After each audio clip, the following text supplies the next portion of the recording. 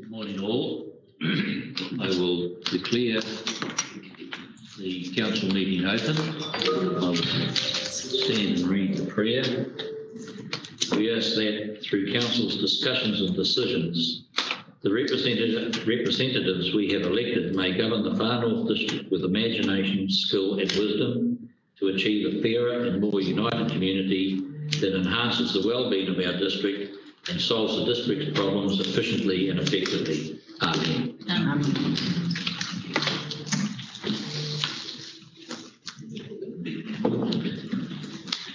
Good morning, everybody, and welcome to our meeting.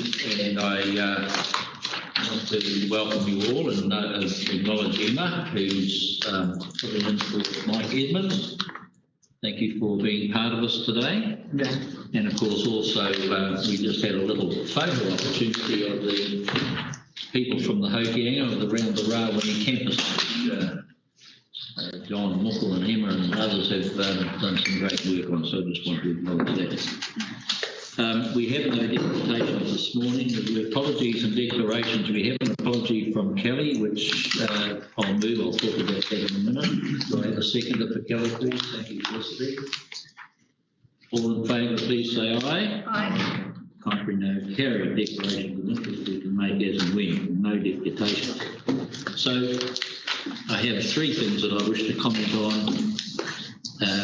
in open meeting and the mural announcement. First of all, we were in Whangarei when the week before last. I can't remember whenever it was.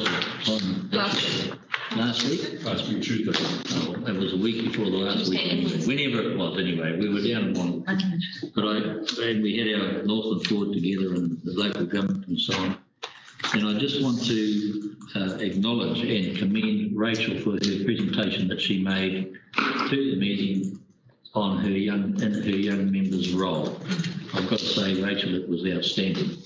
I was, and we can all be very proud of the work that she, supported by Mahal as well, but the work that she's doing, the leadership she's giving, the acknowledgement and respect that she has through local government circles through New Zealand. So, Rachel, thank you. It was it made me proud to be part of the Far North District.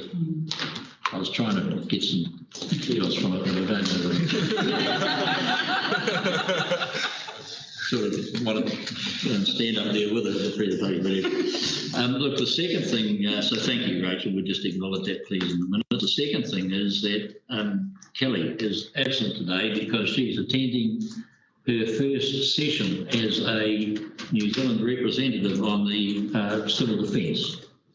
And I've got to say again, she's been appointed by the government. I think there's 6 people on it. I think there's a team of 6 across New Zealand. And she's now become one of the directors of it.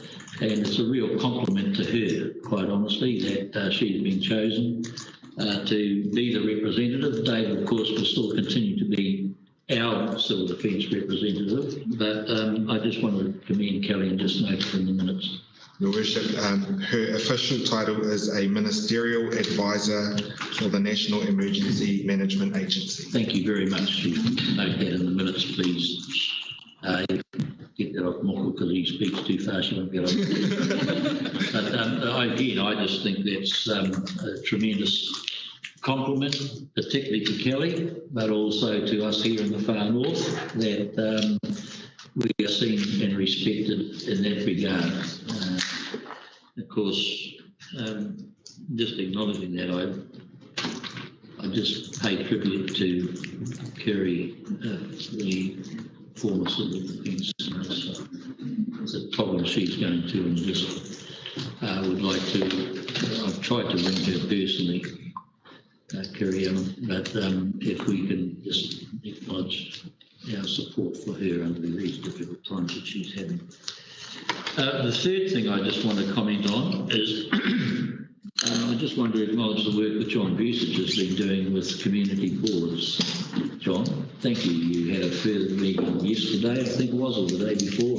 Oh, that was a presentation, but Monday was the next community board. Monday. Tuesday. Sorry. Well, it was some time, just recently anyway, but I've got to say the feedback that I'm getting from those who are involved, I'm very pleased, and we as a council, we can be just acknowledge that it's the sort of thing that's going to help us come together and end up having better community involvement. It will help us put local back into local government. And from a local community perspective, I think it's a very good step. So, John, I just want to say, acknowledge the work you're doing. Thank you very much.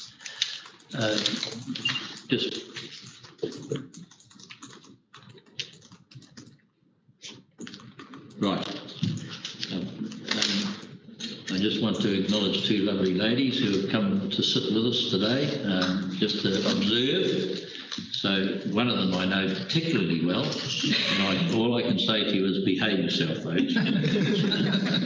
she's lovely. We've known each other for many, many years. Just a reminder, by the way, we're live on, as you know, and so please keep your comments, discussions between each other to a minimum because they can be picked up.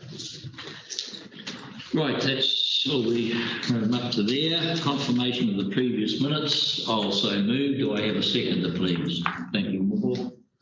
I'll put the motion. And then. Sorry, I have an amendment. Oh, right, please. Right. On page 19, item 4.5. I requested that it was noted that I abstained from the amended rating delegations for 2021. I've notified government. What item? Item 4.5, resolution 2113. All right, so that's been noted. That's an amendment. I'm happy to accept that as amendment. What was the second? Are you happy with that? Belinda. I just had a correction in my notes on page 20. Chair Belinda, it should read page 101, requesting urgent report on existing FNDC contracts that give effect to levels of service. The words FNDC contracts. Have you given that wording to the ladies? You can, though. You've got the change? Belinda will provide it to me. We'll provide it to you, okay? You happy with that, Belinda? Thank you. Again, I'm happy to accept that as an amendment. Or are you happy as seconder to accept that as amendment to the minutes? Any other comments, folks? If not, with those amendments, we will put the motion that the minutes are a true and correct record. All in favour, please say aye. Aye. Contrary, no. Carried. Thank you very much. Right, reports. We'll go on to 6.1 on page 27.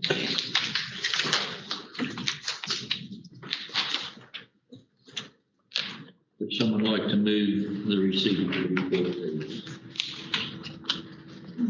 We'll move the report and the recommendations. Thank you. Do I have a seconder, please? Dave, Conrad, thank you. And do you wish to comment? No, you wish to comment. Dave, do you wish to comment? In terms of, just some of the stuff in terms of the executive summary, we have parts of that bylaw has been mostly effective in regulating people's behaviour. Then the next line, the current bylaw has not been effective in regulating, minimising recycling. So there's just some little conflicts or generalisations that perhaps are not exactly what I would see as should be.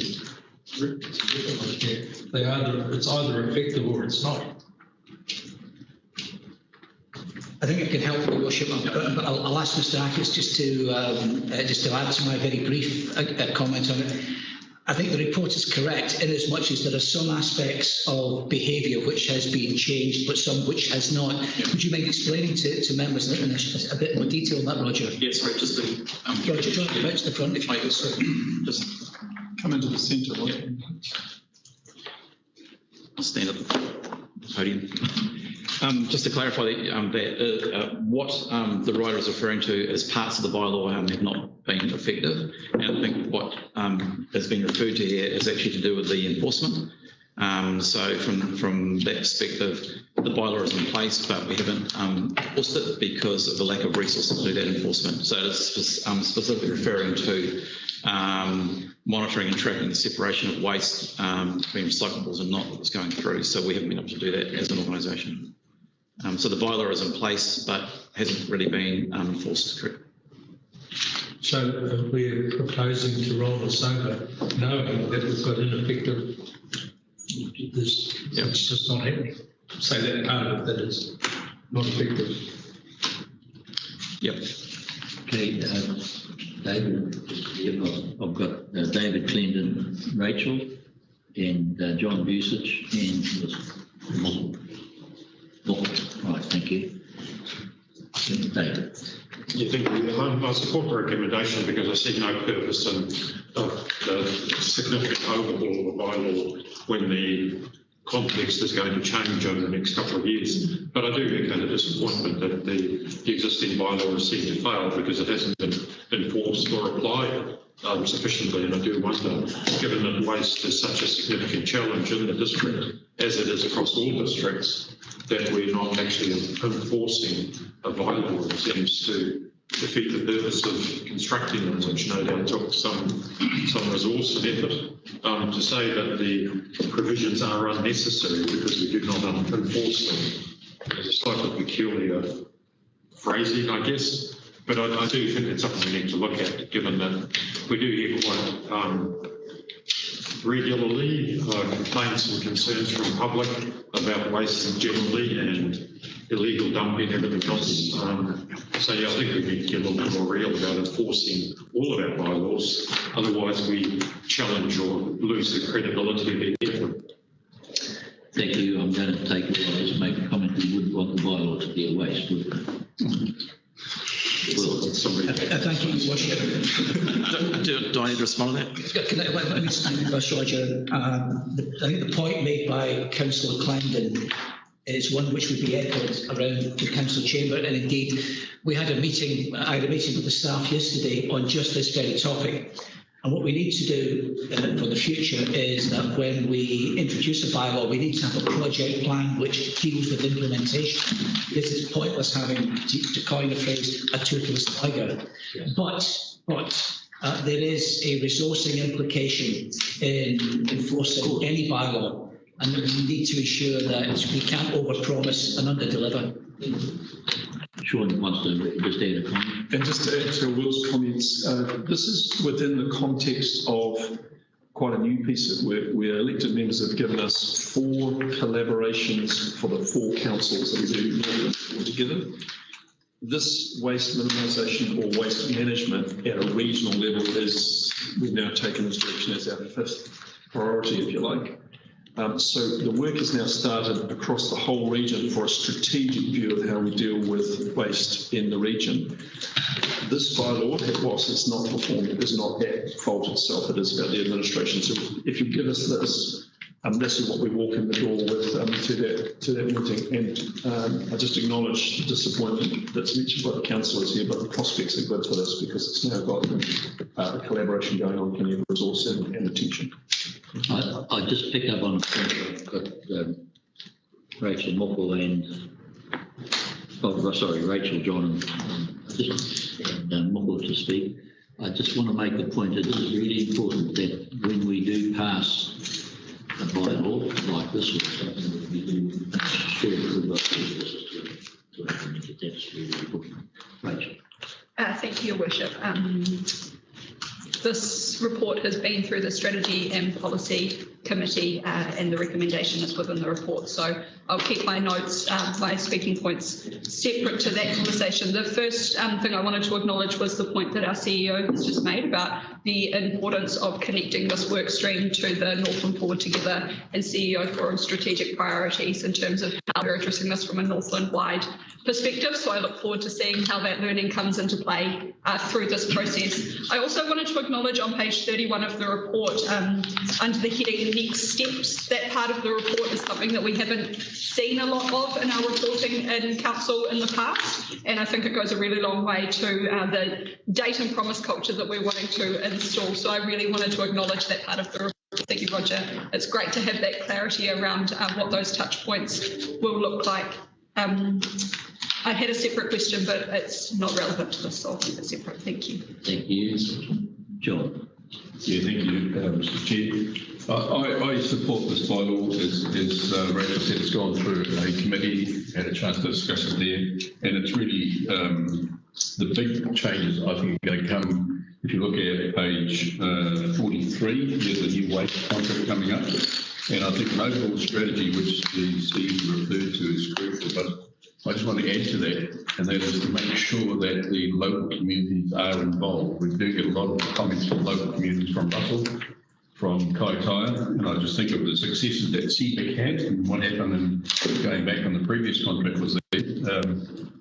And, you know, if we're going to make a difference in terms of reducing the waste stream, and on page 38 you see the big charges that government levies are going to increase, I think we need a strategy that does involve the local community, so make sure they are included in that, because that's probably where the solution lies. Kia ora, thank you, Carter. Yeah, this just to assuage, I looked up that word. Just to help councillors who aren't part of the Strategy and Policy Committee meeting, we had really robust discussion around this, and I'm happy for it to go forward, knowing that there are a number of central government work streams happening.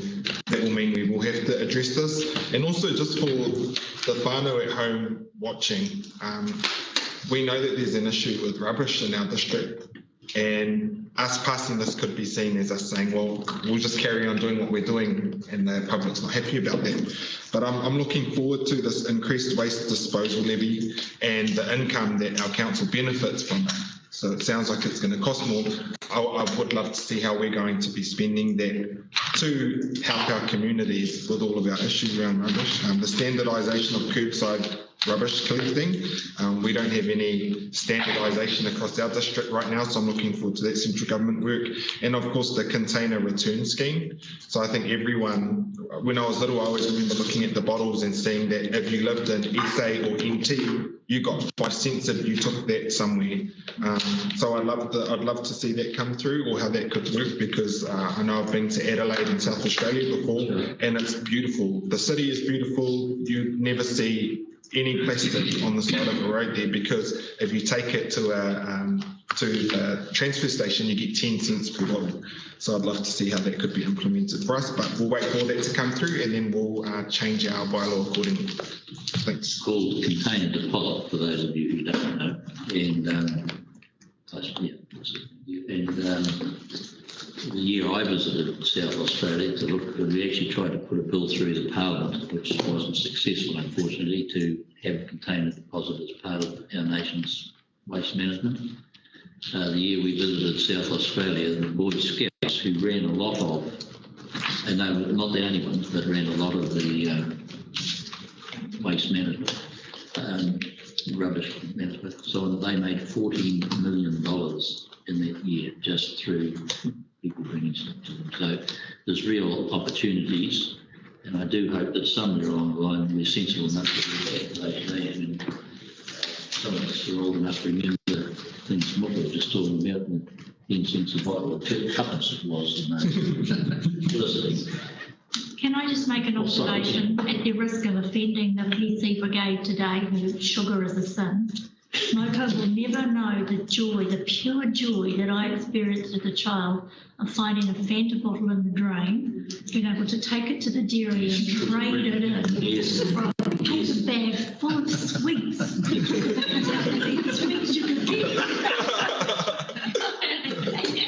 Just that you're just going to have to share the love. We'll never know, but whenever I was too miserable to spend it, I saved it. I ended up with a whole pound. Come back in. Thank you, Richard. I see that this relates to the bylaw, and I have brought this up previously, and my fellow council engineers brought that up as well. about how it's different in the different areas. And when CBEC had the contract in Te Huku, there was a bag that you could purchase for recyclables. When they changed to Northern Waste, that option was removed. However, the bag option remains in the Eastern Ward. I note that the solid waste bylaw does include control of containers. Specifically, it relates to waste bins, but I've been looking in the checks as well for the bags. I don't think that we should wait for the new regulations and continue to have people putting all their recyclables into rubbish bags in Te Huku, because there isn't the option of a recyclable bag. Look to start to be able to amend, it says there, Control 1 containers to include the scope of providing those bags for all areas, not just for these more. Yep.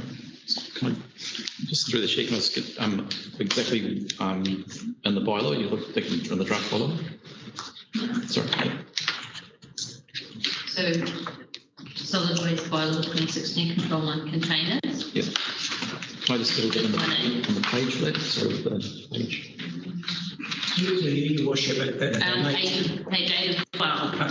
I wonder if another way to do this might be to approach the contractor and see if there's a way that we could bring in what Councillor Foy is suggesting.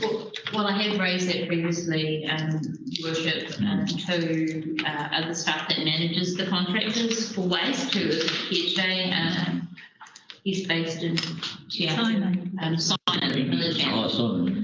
I had raised this with him. He said that the current contract does not require them, but the bylaw here specifically outlines the size of containers, the bags, the logo. All we have to do is include the line that says, a bag for recyclables in all areas.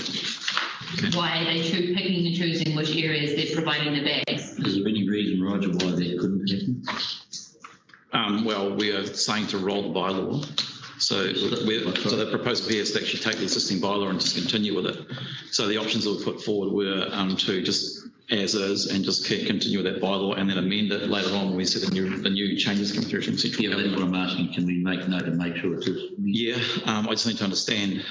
Again, if it's a significant change, then it is a change to a bylaw. So then we're down the path of going, potentially might be for the consultation. So I just need to assess what that looks like. At face value, I'd say probably no, but. So through the chair, elected members may recall that curbside collection is a commercially driven activity. It's not a contract that council owns with our two suppliers. So there may be, and I will take advice in future regarding the bylaw around putting the availability of bags across the district, but elected members should note that may have a consequential increase in the cost of curbside collection for everyone in our communities. So that, there's no such thing as a free lunch. If you want an increase in service, that will generally come with a price increase. Your Worship, there is no change. There is no change in legal service. All it is the contractor is picking and choosing what they want to do or not. And some areas are winning and some areas are losing. And why is that fair to a district? Thank you, Felicity. Yeah. I just want to speak in support of the comments that Mr. Finch has made. The way the bylaw is constructed at the moment is that we have no direct control over what routes the contractors choose to service or what level of service they provide along those routes. And while I absolutely agree with the comment Councillor Foy is making, amending the bylaw is not going to change that. At the moment, in the area where I live, it's 2 different trucks. So it's not as simple as just putting out a bag with recyclables.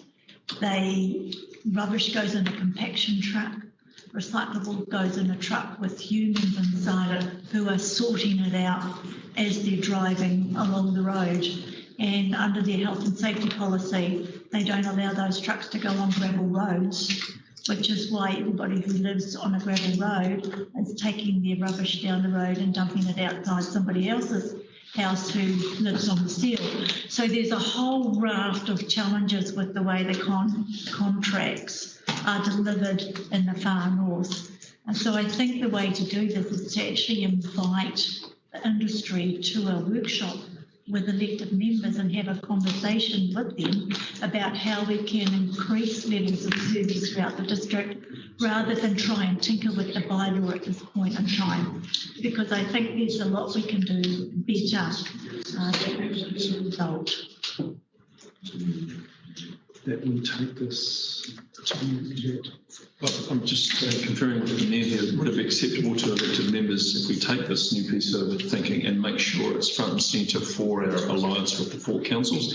The whole shooting match is going to be reviewed to find the most effective way to deal with regional solid waste, and this will certainly need to be on the table as an element of that. And would that be acceptable to councillors? Certainly makes sense to me. Is there anybody opposed to us doing that? I'm not opposed. That's what I was saying before, but an overall strategy that needs to look at it. And given the changes to the Wellbeing Act, we need to be considering equity across the whole of the region, including on rural roads as well. So we've got to look at all that in the strategy.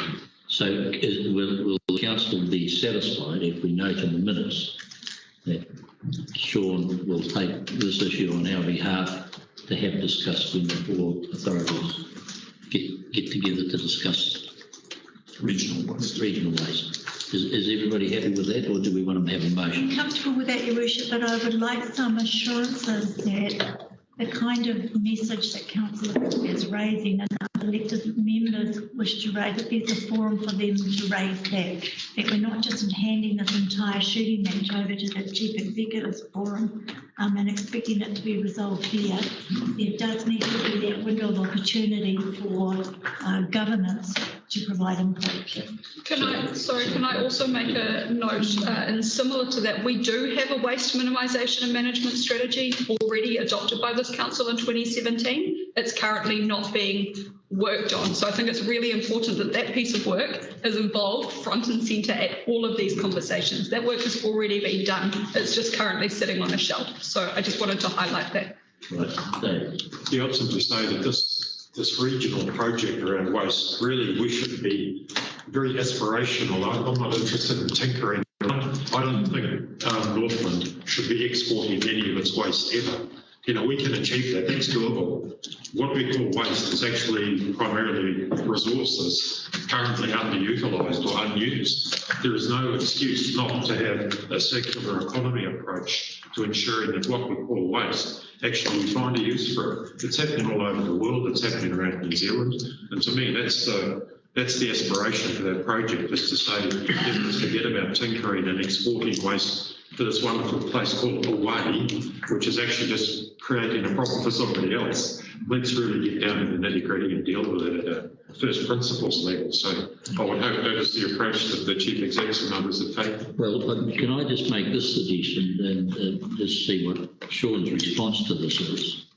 But if we were to nominate a couple of councillors to be on the working party with the other 4 authorities, it's to represent us to make sure that people be of a mind that that's the way forward, and then they can support Sean or Sean can support them at a round table discussion.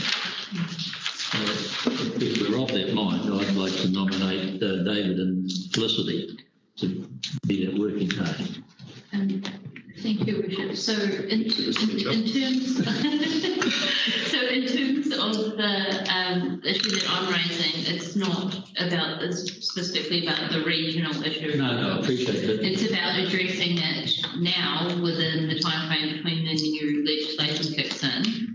And all I'm asking is what my fellow councillor Court has raised for the contractor or for a representative from council who directly liaises with the contractor to report to the infrastructure committee about the specific request to have the bags as a pickup, because at the moment they do exactly what the councillor court said. They have two separate trucks at the moment. The only difference between Te Huku or the Western Ward is that they only allow the bags in the Eastern Ward and not in the Western or in the Te Huku area, and I have no idea why that is, and we need to have a response from the contractor to allow that to stop the recycling going to landfill within that time. Okay, so to make progress on this, I've moved that David and Felicity, the working party representing elected members on these issues, and whether it be local or whether it be the four authorities. Do I have a seconder for that, please? What's the motion? The motion is that you and David are our working party representatives on this issue of waste, whether it be local or whether it be regional. Can I just clarify? So I think what with the chief executive. For each of the other big streams, we have elected members involved in governance. For example, Northland Inc.'s economic development stream of work has got governance representatives. Councillor Clenden's having his first climate change work group on something like 10th April, and so forth. So this is the newest stream of work, and we haven't got that set up. I think the mayor's looking to do that. Yeah, we're putting some names forward, so at least when we do form that governance group, we've got ours predetermined. Your Worship, I don't have any opposition to the principle of the concept, but I am wondering, due to the significance and importance that governance have made clear they hold with waste minimisation management, perhaps we need to be considering another portfolio within our organisation along the lines of the portfolio structure that we currently have, as opposed to a working party. Just food for thought. It gives it a little bit more structure. Happy to take advice from the CEO on that, but I'd like it to be more long term. Rubbish, councillor. If I may, new idea. We will pick a better name. New idea hadn't crossed my mind, but I wonder if the bigger factor here is that unusually this would be dealt with by the Four Council Alliance. And so the machinery that's normal, we can change that anytime you like, but the machinery that seems to be working quite well is to have one or two governance representatives in the Four Council governance group that sits over the top of a Four Council working group, and we deal with it in a unified way. Portfolios, as you know, are for us to use locally, so consideration. And the point I make is that my expectation is that David and Felicity, if the council do appoint them, will work on the local issue as well as the regional issue. John Beeson. Yeah, Mr. Chair, I'm just thinking that we are drifting off topic. I think it's a very important thing, and I'd say that let's look at that. All elected members, I'd say, including the community board, are very keen to what's happening given the pressures that set from local communities. So I'd rather that the C went away and looked at a structure, given that overall strategy looked at, where there's both communities plus elected members can actually have an input in some matter. I don't mind having a specific word to vote, but perhaps we can decide on the details of that later. Just focus on Thank you, Dave. I'm not unhappy with that either, but the only response I've got is that I don't want us to be sitting here in 12 months' time and say, do you remember when we had that discussion? So I want something. I'm just saying that we need to make sure that if this is happening, then the report back, Sean, would need to go to Strategy Committee or to Infrastructure Committee. But the point I'm making is we need some time frames around it so that it doesn't just hang around. I can promise that now. If you want to take a note in minutes that the CEO will take the governance representation to the regional waste work stream for reporting back. I'm happy to do that as informally as that I prefer, because we haven't actually got any formal on this. But I also, so that's fine from a regional perspective. This is also talking about the issue of the bags in East as opposed to Te Huku. So that also needs to have a time frame around when we can sit and talk with the rubbish collectors that we have. Task me with that on the in the minutes as well, to come back with time frame those two items. Right, is everybody happy if we do that? And as I say, I just want to make sure that it doesn't get overlooked. Now, just bear with me for a minute, I just need to take some of that. Did I do it by accident? Jesus. Okay, so we're all happy with that now? We've had sufficient discussion on it? Can we see the motion or the notice? Dave, you want to- Just prior to going for that, on Felicity's comments about the bags and Teku, we do have a collection system for recyclables in Teku, which are the bins, which they sort in the truck as they go. That is existing, that is a condition. They also allow bags. Anyway, we'll have that discussion. But thank you, Dave. You're right. I often wonder why I walk out with the red bin and the bag. I had no idea why they're two different things. But anyway, yeah, he does it all now. So. Okay, so we're satisfied with that discussion. Have we seen the wording?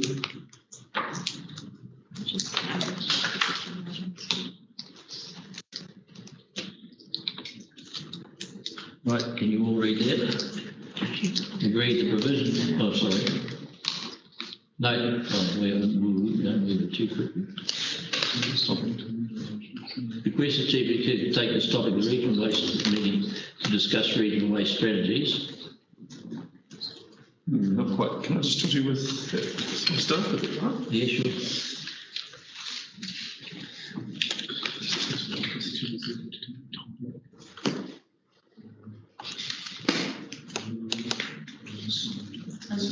Sorry, Your Worship, on note two, it doesn't need to be, the report could be just a deputation or it could be a workshop, yeah, workshop or deputation to the constructive minute.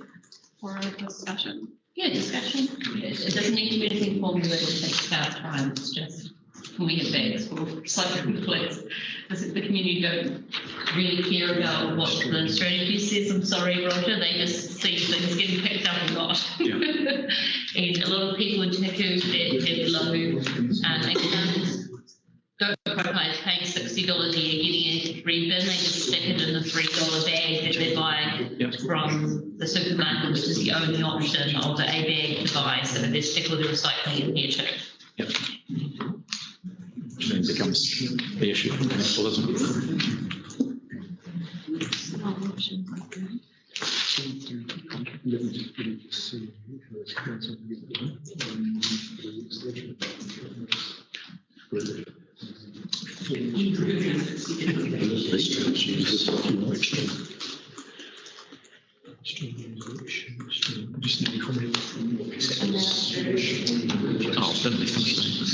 And it doesn't need to say rural, it just needs to say roadside. Okay, thank you. Yeah, just roadside recycling. And I want it specifically roadside recycling bag options, because they have a bag option now. Yeah, bag options specifically. Is that all good? Yeah. Everyone satisfied with that? Excellent. Thank you very much, Roger. Is it clear as all good. All right, thank you, everybody. Any other discussion on the waste bylaw? Right, it's one. We will go to 6.2 on page 8.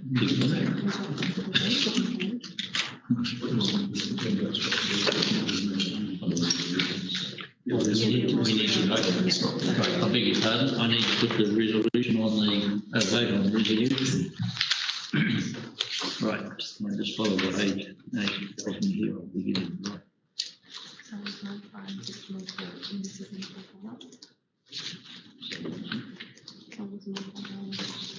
That's right. Moved by and seconded by Dave. All in favour, please say aye. Yes. Contrary, no. Carry. All good? Right. So now we can move on to 6.2. Is that okay? Great. So Hehe Waste, page 80. Hand to move. Felicity, thank you. Do I have a second, please? Okay, Collard. Thank you. Felicity, the floor is yours. Thank you. I just wanted to note the extreme cost of this for the number of connections in TV area. You'll note that there was such a small number of people connected, this will have a significant impact on their rates with it at a per scheme level, which I guess is part of the reason why we need a district-wide option.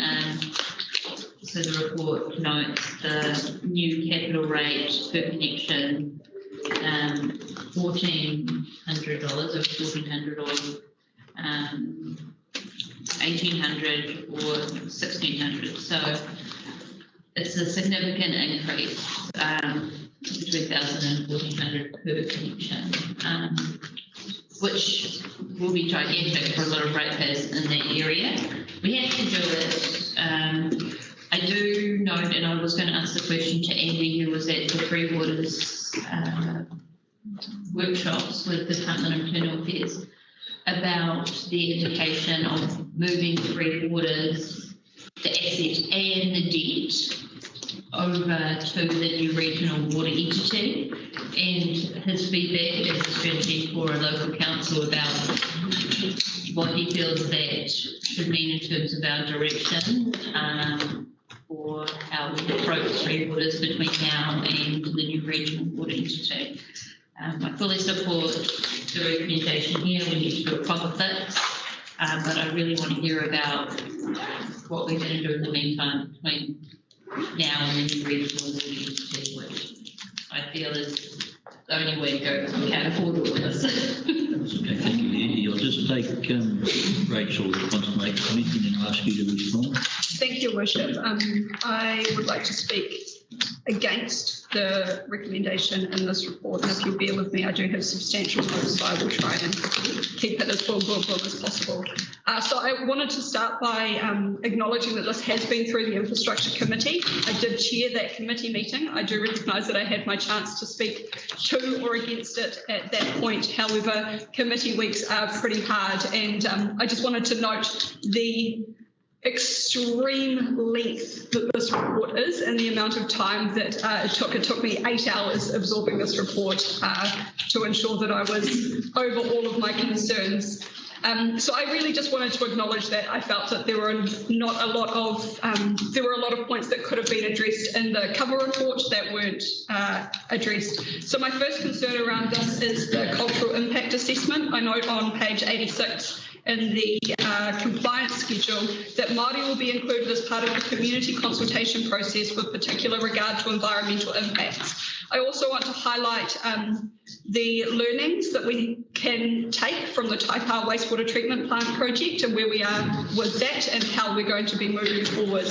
I can't stress enough that Mana Whenua need to be engaged in the co-design process. They have been highlighted that they will have an opportunity to engage in the business case as key stakeholders, but not until the consultation process. Just want to reiterate my personal feelings. They need to be involved in that co-design process, and those conversations need to be happening now. Should have happened in 2019 when this work began. I want to acknowledge the consideration of affordability that's been put throughout this report. I know that that's our second highest organisational risk, and it's great to see that our risks are being considered in the report.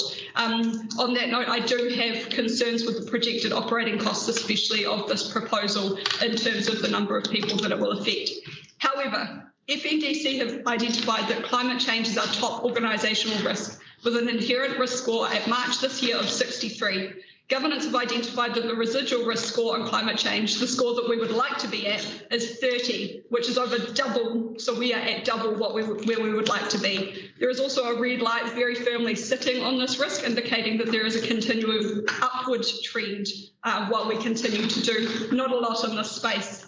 FNDC Climate Change Roadmap, which was adopted in May 2020 and resourced in the current annual plan, determined the need for development of climate change policies and strategies adopted by Council in time to inform the District Plan Review and the 21-31 long-term plan, including the infrastructure strategy and financial strategy. This will enable implementation into Council decision-making processes and, more importantly, infrastructure planning from year one of this LTP.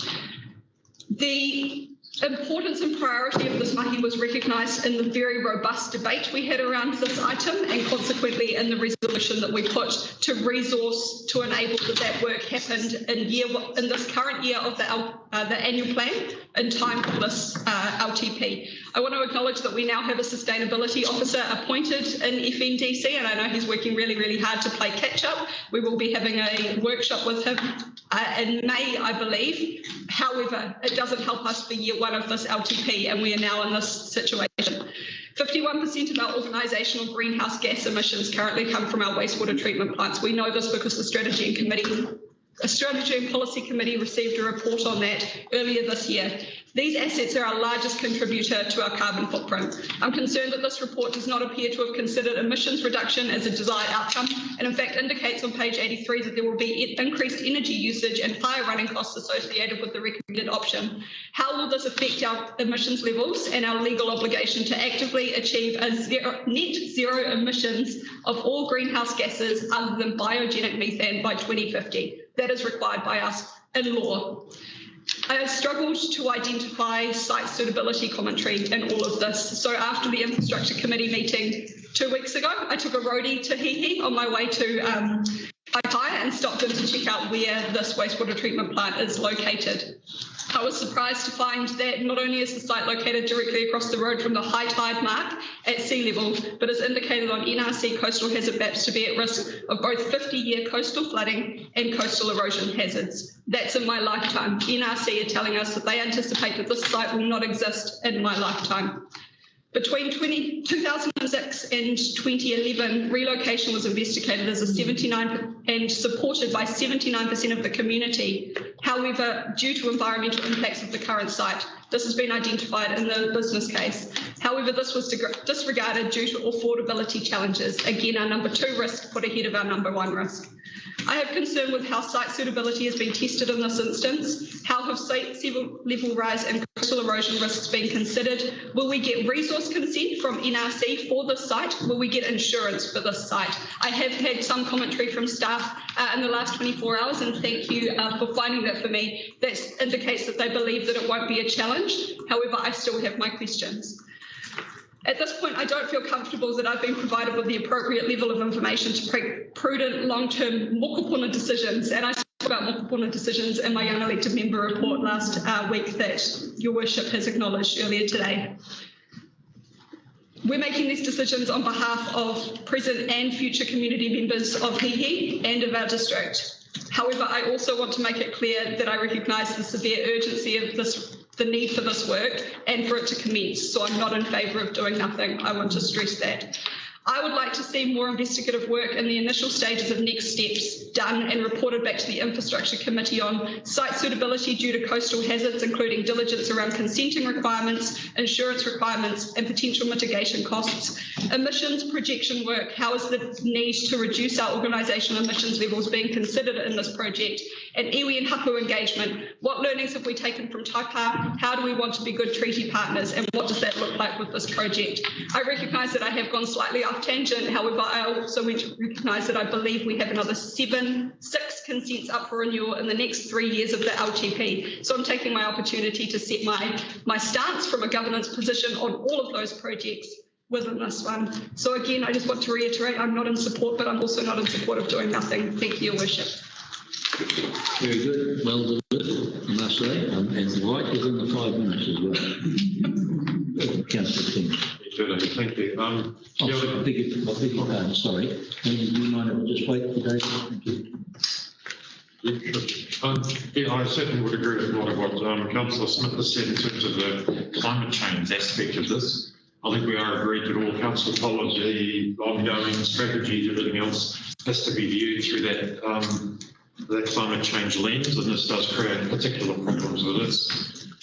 One point I've made, because I feel I must Some people who know me know that I have a particular horror of temporary solutions because they have a nasty habit of becoming permanent solutions. This, the existing plant was a temporary installation in 1975.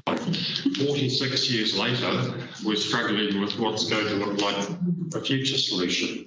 It seems that since 2000, we've known the plant's not up to scratch. A flurry of activity in 2011, and here we are 2021, still working out what's going to happen here. We can't do nothing. That obviously, as Rachel has said, doing nothing is not an option.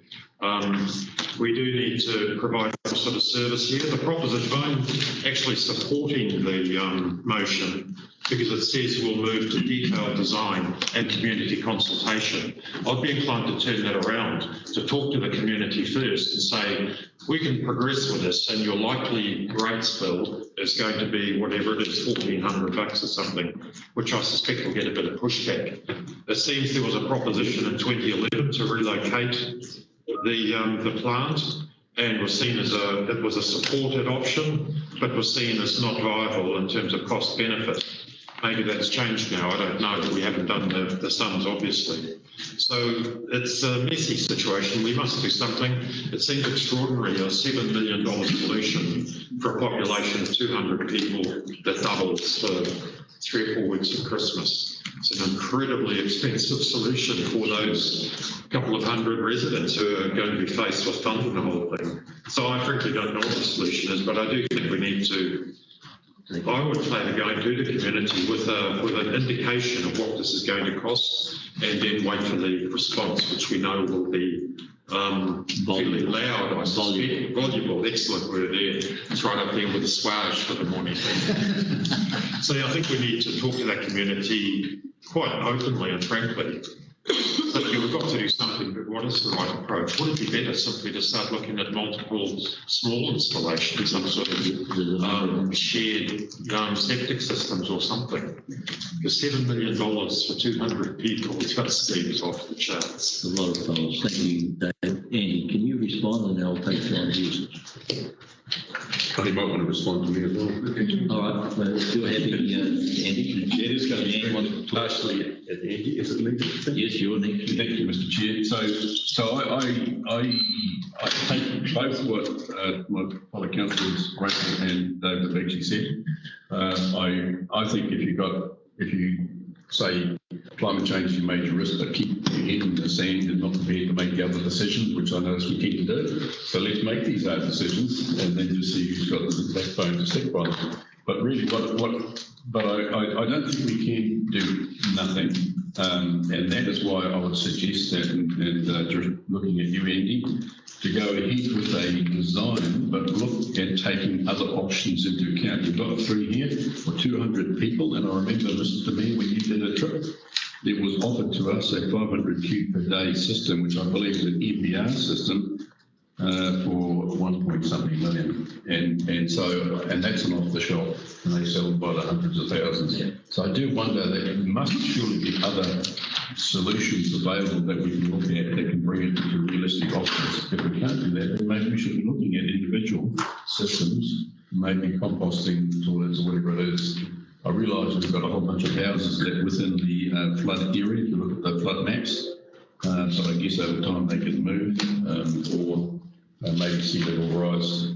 This is a big variation they're predicting by 2100, range from about 100 centimetres up to a bit more, 100 up to about a metre.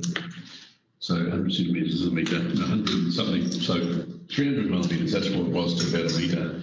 And even a metre, they would cause issues potentially just across the road should we get a big storm. So I'd say let's look at the other options, and I'll proceed with that. I don't know if we need to change the wording for that. I'll leave it up to you, Andy, when you respond to suggest if the wording should be changed. I do prefer an NBR system because, as I understand, there is less methane release, and but you correct me on that. And I suspect that local money should be engaged, and that they would prefer a discharge to land option as well.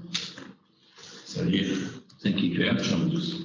Thank you. Yeah, Thank you, Your Worship. With your leave, I just wish to read an email that I received at 5:57 a.m. this morning, and you may all have received the same email, and in the interest of protecting the individual's privacy, I will not read out his name while we're live streaming. So it says, I am led to believe, I have an interest in he, hence my interest in the item on the agenda today. I am led to believe that the costings would seem to be well over the odds. I understand an MBR scheme proposed for a similar sized community in Kaiwaka is expected to cost $500,000. I have insufficient detail to provide at this stage, but mention it now in order for you to consider questioning the detail of the business case and costings provided in the agenda item. I am in the process of discussing this with the Kaipara District Council technical staff, one of whom lives in Fiji. I am able to become more familiar with the approach to the Kaiwaka proposal. If I could mention individually, I am in full support of the need to upgrade Hihi's system. My main concern today, which I am sure will be shared by others in the community, is that council gives consideration to affordability within the community. $6 million for a little over 100 properties is significant. There are some in the community who might be seen as having the ability to pay, but many are retired or longer-standing property owners without necessarily the means to pay such a significant sum. Can I look to you and your fellow councillors to at least question the proposal with regard to cost, and perhaps direct the staff and consultants to discover more about what has been done for other communities? That's all I wanted to do, Your Worship. Thank you, Councillor. Kia ora, thank you, Mikara. Hihi in Māori means sunshine, and it's a beautiful part of the country in Doubtless Bay, but this report leaves me with a lot of doubt, and I just want to thank Councillor Smith for her detailed investigatory work as a councillor into this.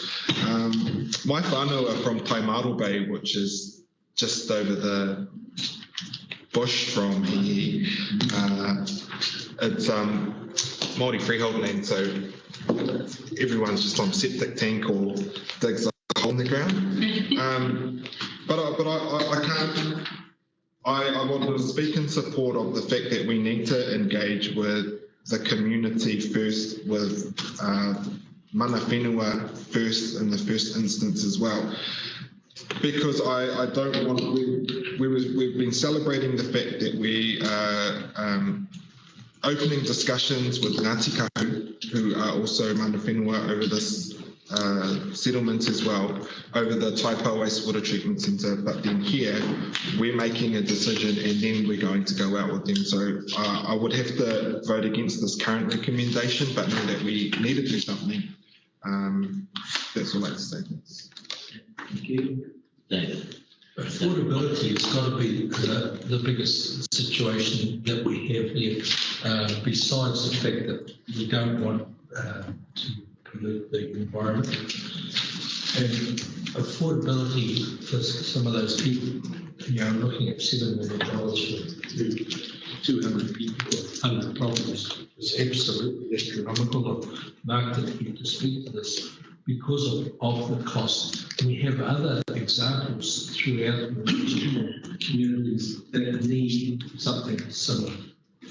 I'm hesitant to recommend that we don't do anything and look further, because the glacial pace of council at doing anything means that young people will be having this discussion in 10 years' time. And I think that would be a disaster. We've got to move on something, and very soon. I can't compete with Rachel's awesome talk that she just gave us. Something I don't even want to try. So I certainly enjoy what she's saying, but we have got to do something to not do that. Thank you everybody for your contributions. Does anyone else want to make a contribution? I think everyone has pretty much. Thank you. I was waiting for Andy's response about the debt funding and our approach strategically before responding. Yep, I'm about to ask him. I just want to make the one, the letter that Anne has written is obviously of interest. That's really, I beg your pardon. Well, she may have written it, she didn't tell us who the author was. Is of interest to us, of course, and I assume that, Andy, in your response, now that we're aware that there is another option of a similar size, it's obviously something you would want to look at, but I'll leave you to respond to that. Through the chair, really interesting debate around the elected members, and part of the purpose of this report was to provide visibility around the issues that EE and wastewater treatment, and it's been really interesting listening to the different views that have come across the table. Affordability is an issue, and quite interesting that there's been, Councillor Smith has acknowledged, a significant amount of research and many pages of reports and documentation that's got us to the point where we are today. And I have taken on board previous comments from elected members that quite often we get to a situation where we're giving you a fait accompli too far down the line, where we're just asking you to approve the award of the contract to expend 7 million. So this has given you early visibility around those costs. Really interested around 500,000 for an upgrade of a wastewater treatment plant. I'd love to know how that gets done, and I'm going to task the team to approach Kuiper. I'll just remind elected members the cost of Kerry Kerry. It wasn't $1 million or 2 million, it was significantly more than that. So I would question that $500,000 figure quite robustly. I really don't think it's achievable, but we will test that. I would also point elected members to the paper that details the risks that we as a council are currently taking. So we are taking the risk that this plant could fail next week, the week after, next month, a year's time. If the plant fails, the operational cost of pumping out the effluent and treating it off-site at a different plant will be significant. And it would need to be done on a daily basis, and the costs would escalate and mount rapidly. I would also mention that this report is only seeking approval to move to detailed design, and detailed design will answer a lot of the questions around emissions, around mitigation for flood relief for building in coastal zones, and the insurance question. And this allows us to move forward. In terms of the overall cost and Councillor Floyd's question around Three Waters reform, then clearly it is likely, or the indications that we have at the moment, is that under Three Waters reform, any Three Waters debt that's incurred by council would be transferred to the new organisation. But at the DIA workshop, it was pointed out clearly to us that gaming that would not be looked upon favourably. So by gaming that is spending loads of money that we don't have, hoping that we can transfer the debt at a later date. So we need to ensure that we're not gaming the system as such. Just to share some information that we sent across to Councillor Smith yesterday, is that the plant will be designed so that we can achieve the new water quality standards within the Northern Regional Plan, and which will align with the National Policy Statement for Freshwater Management. So the upgrade will try to foreshadow the new consent when we apply for it. And the difference with this situation to Taipa is Taipa, we are in the process of applying for a new resource consent. This site, we don't have to do that at this time. When we do get to a new consent in the future, then we will need to consider options of land disposal and climate change, and we will need to mitigate that, and the conversation will take place at that time. I do agree that as part of the detailed design, we will engage with the community. So really, this is seeking your approval to move forward with this project into detailed design and consultation with the community, but also giving you a really early heads up around the affordability issue. And it is not just going to be an affordability issue for Hiwi. As we go forward with other plants across the district, those sorts of costs are going to be presented to you more regularly. And it is going to be an issue. In terms of the Three Waters reform, that may well help us out. Just thank you, Andy, for that explanation. Just, if I got it right, we're talking about $30,000 a household, is that? About right, yeah. What, this is for, sorry, well, just the 6 million. Down, around the figures. I mean, it just is it 100 households or 200? 200 households. Population of 200. Yeah, just a ballpark figure, that's all. 100 households. Just 60,000 a household. Sorry? 60,000 a household. Janice at the moment. Janice, you interested in this conversation, just talking about per household costs in here? Yeah, but 6 million with 200 houses, it's 30,000. 200 people. 200 people. 400 was. But it's capitalised. Yeah, no, just a ballpark. Anyway, it's all by the by, it's a lot of money. Just as another, there's two questions I have before we conclude this. Are septic tanks an option at all, or is that just so way out it's not even interested? And I'll just flag that. And the second thing is, in the motion you've got here, that you want us to get on and work, which is what Dave is saying, get on and now start doing some designing. I assume that one of the things that would happen is that you would certainly go and take advice from Kuiper and any others that you're aware of. That obviously you are unaware of the Kuiper situation. There may be others around the district, or so you would take those into account as well.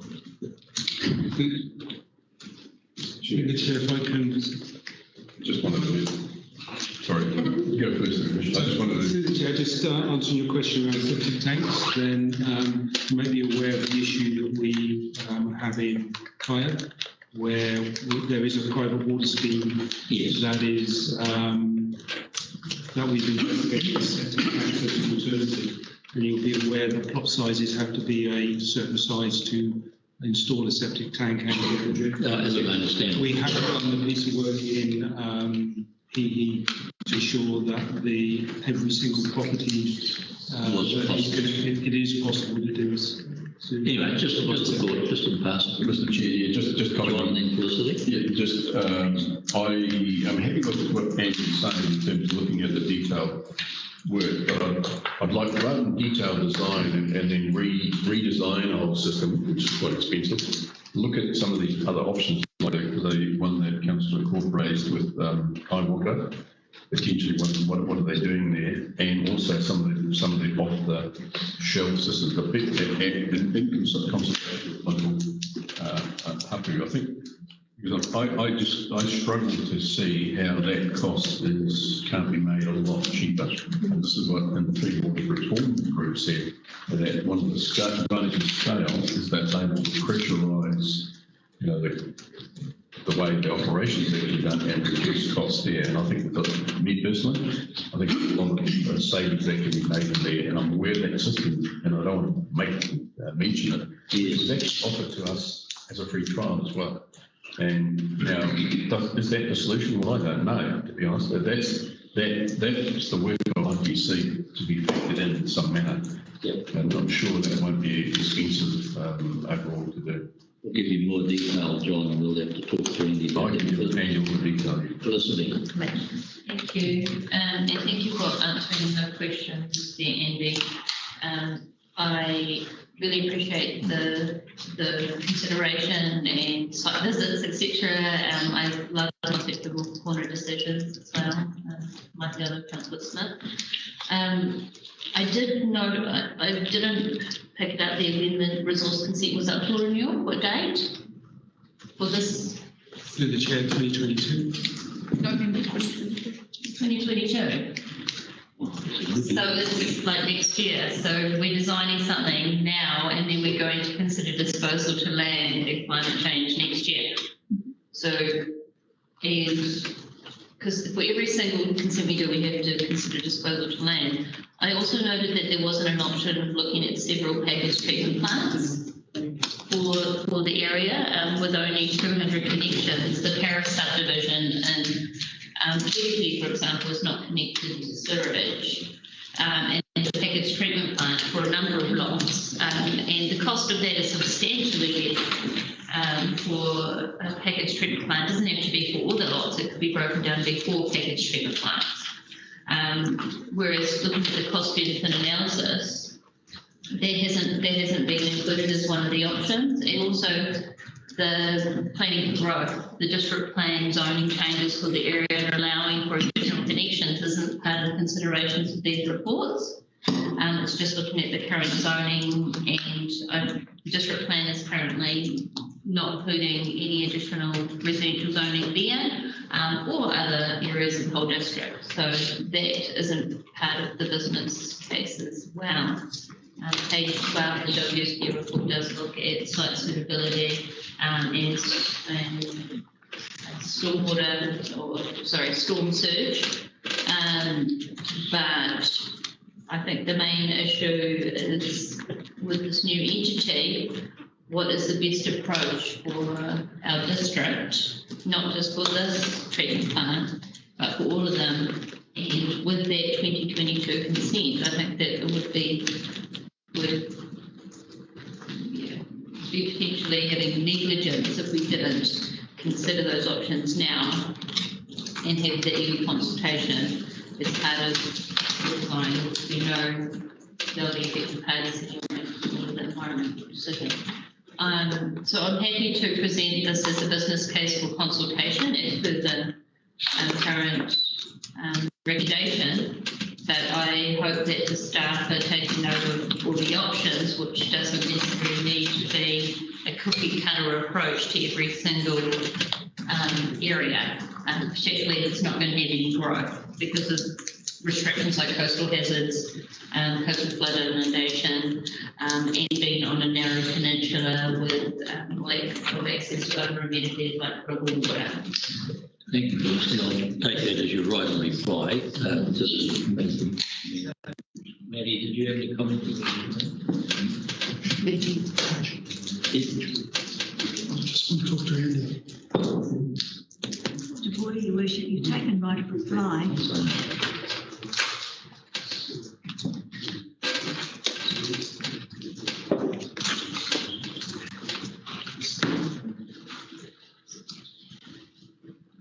Andy's got a question he wants to ask. You and staff are going to go out to meet the residents out there regarding options and costs. Are you going to do that? That's important. I think if we go out and talk to them first Through the chair, perhaps if Helen wants to say a few words.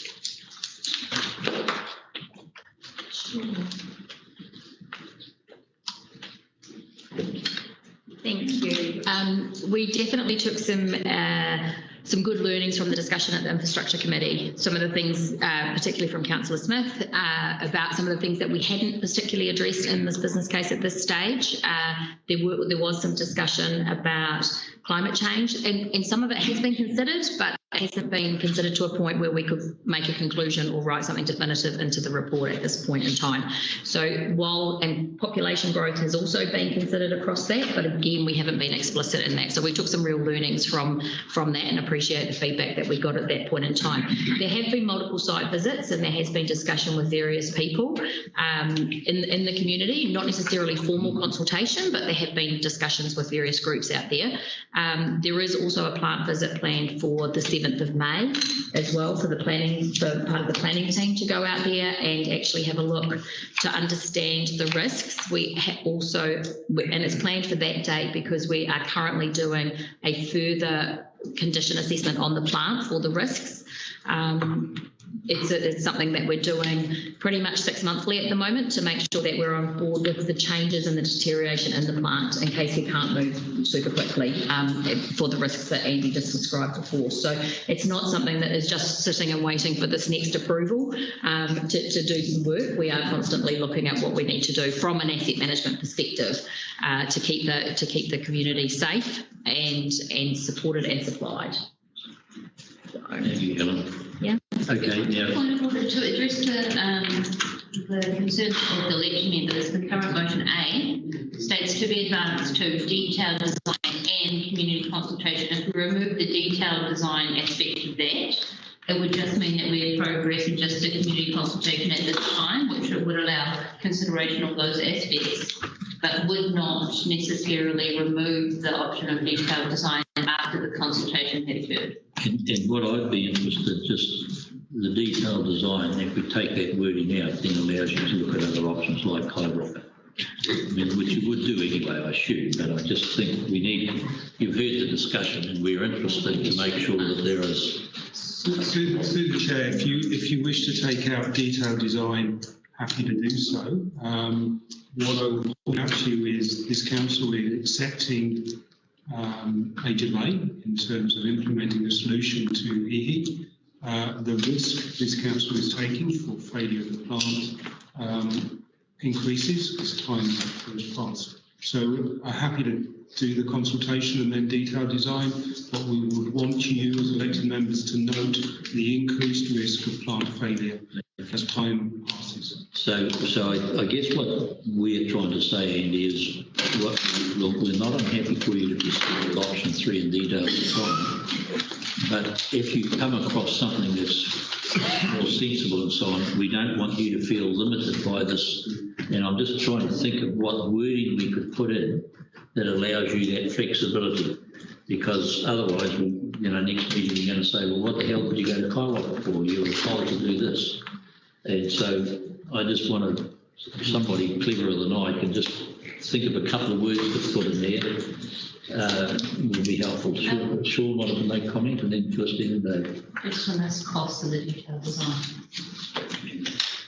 Look, I'm not sure my staff will be all that happy with this, but I'm hearing loud and clear that it is premature to commit to one particular technical solution. There's a lot of resource involved in doing the research, so we wanted to narrow it down, and we've come to a recommendation that we're really comfortable with. But we're hearing here, just to reiterate, that the risks that we're running is that we're having occasional non-compliances now, which is a health and safety risk. We're looming up to the resource consent renewal, which will be problematic, so we need to get ahead of that. And we're, without gaming the Three Waters system, we are running out of years to spend money on some hot topics for us, which will be taken off us by another agency. So that's why we've encouraged you to commit to what we think is the best option and to crack on with the work.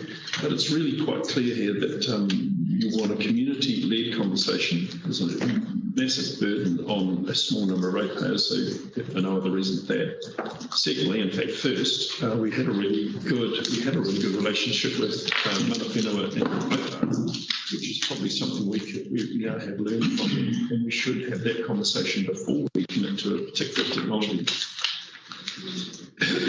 And thank you for giving us the room to retain the option, but you're really saying to us that we want to go and talk to the community and to even see whether this would ever fly with them. The climate change argument that Councillor Smith makes is quite compelling, although I do note that the lifespan of the proposed plant would be within the projection of the... It's not a target, it's within 50 years. That's right. It's not going to drop away at that 50-year mark. So look, this is, I'm sorry to speak to you, but it feels to me like we've got an internal combustion engine truck here, and it needs serious maintenance. And the question is, do we string it out for a substantial number of years until all the good electric technologies arrive for electric vehicles and the price of electric vehicles comes down, or do we get serious and jump to an electric technology now? And it feels a bit like that. We've got an old septic arrangement, and we're looking at waste disposal, wastewater arrangement, and the tricky question is whether we jump to something much more advanced and sustainable and inland from the coast and probably using another technology. It just means that we're carrying those three risks into quite a dangerous space if we go and do the diligence which you're clearly asking for. That's all. I am allowing this debate to continue because we do need to get this solved from elected members and an operational. I'm going to take Rachel and Felicity again, and then I want to come to a conclusion, but I do want to have discussion. Thank you, Your Worship. I'll keep it brief. The first point I wanted to make is to remind everybody that we're currently consulting on district-wide capital cost sharing through our rating review right now. So I would anticipate that if we were to shift to that, that will have a significant address to some of the concerns that I've heard today. The second point I just wanted to raise in terms of the site suitability, because that's the one I'm really getting stuck on, is I note that we do own all of the land around that site, and a lot of it is a lot higher up. It is currently recreationally zoned, but it is outside of the area of concern. So I just wanted to make those 2 points. Thank you, Your Worship. I'll take John and Felicity, and then that's the last one. I did a quick search. You can actually get, in less than a month, you can get a containerised solution system there that the military use, and where they have thousands of people actually showing up. So there are things that can be done. Interesting about container, sea level rise doesn't affect it because it's so easy to move. And in terms of sleight of hand, if every system, carrier system is not affordable, to hear those comments, it's not affordable. Every other small system is not affordable. You can't expect Kaiko to actually subsidize a whole lot of them, so they're all collectively not affordable. We need to find a solution which is broader than just hoping that throwing it in the big pot will solve the problem, which is the argument they used against the three-quarters reform. That doesn't work either. So the question I've got is, let's look at, I'd like Andy to look at some of these options which are out there. When they're being used, we can go and see them, kick the tyres on them and see if they work. There's no reason I can't see why we can't come up with some solutions that are both affordable and can meet the timelines that we have. Certainly we've been sitting on something that's going down the tube. Thank you, Richard. I'm happy to amend the A to remove the advanced technical design. The reason I asked the question to our technical staff is that it's correct. We've never had this opportunity before in our district. Why not get the best system that's out of the flood zone if the government's going to be taking it over and we're going to spread the cost between Auckland? So in terms of the current movement of debt that's proposed in the new regional water interchange and allowing for growth for the area if we're going to rezone it, why didn't you put that in 2010? It wasn't affordable. Maybe it's affordable now under the new regional water interchange model that's spread across the district. So that's the reason why I didn't want to jump to a detailed design when we haven't actually considered the best option to allow for growth and to allow for climate change and to address even concerns when we were basing those decisions based on old funding models. So I'm happy to change the current recommendation A to be advanced to community consultation to remove the detailed design aspect at this time because this is brand new information that our staff currently were not designing to.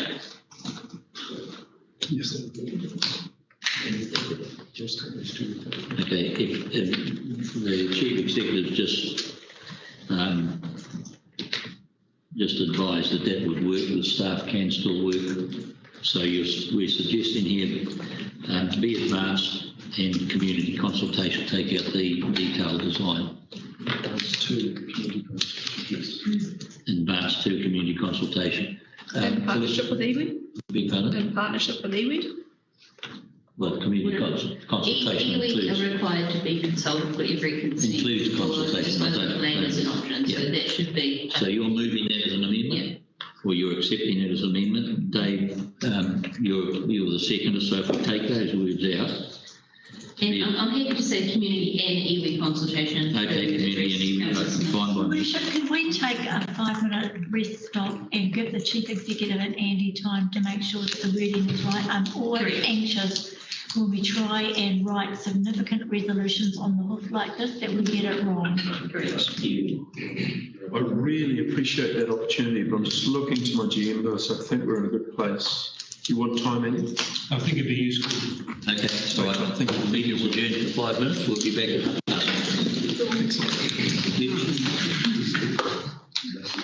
Thank you everybody for your patience. By the way, this is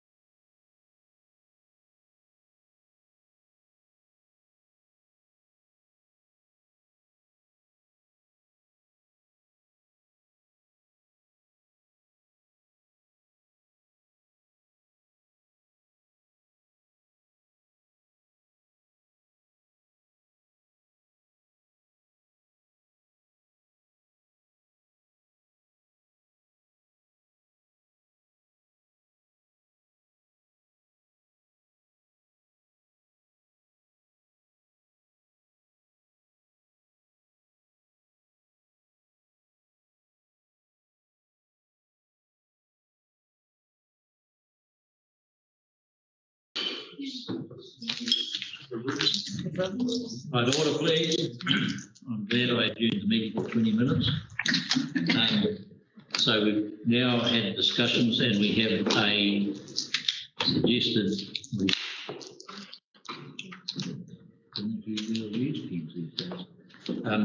We've got a suggested amendment which Felicity and Dave will support. It's moved and seconded. So the suggested amendment is. Sorry. Thank you. We acknowledge the current risk being carried to DC wastewater treatment plant. Direct staff to consult with iwi and Hihi community on most sustainable and affordable future-focused solution, with consultation to begin in May or by May. Direct staff to evaluate short-term mitigation and long-term solutions being developed. That's the amendment being moved by. It just should be that. Yeah, the community, iwi and and seconded by Dave. That's the amendment. Is there any discussion on that? All picks up all the points we've made. Otherwise, I'm going to put the resolution. All in favour, please say aye. Aye. Contrary, no. Against. Thank you. I just thank you all. I just want to say thank you everybody for your participation. And well, it took a little while. I think that's a sensible way for us to progress these issues. So can we now move on to 6.3, please, on page 88. Moved by Port, do I have a second is Councillor Toy. Find it.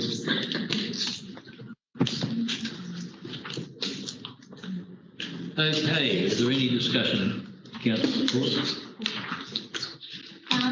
Obviously, I have a passionate interest in all things roadie, so I've read this report a number of times, and I particularly appreciate the graphs on who's who and who's. Thank you very much for that.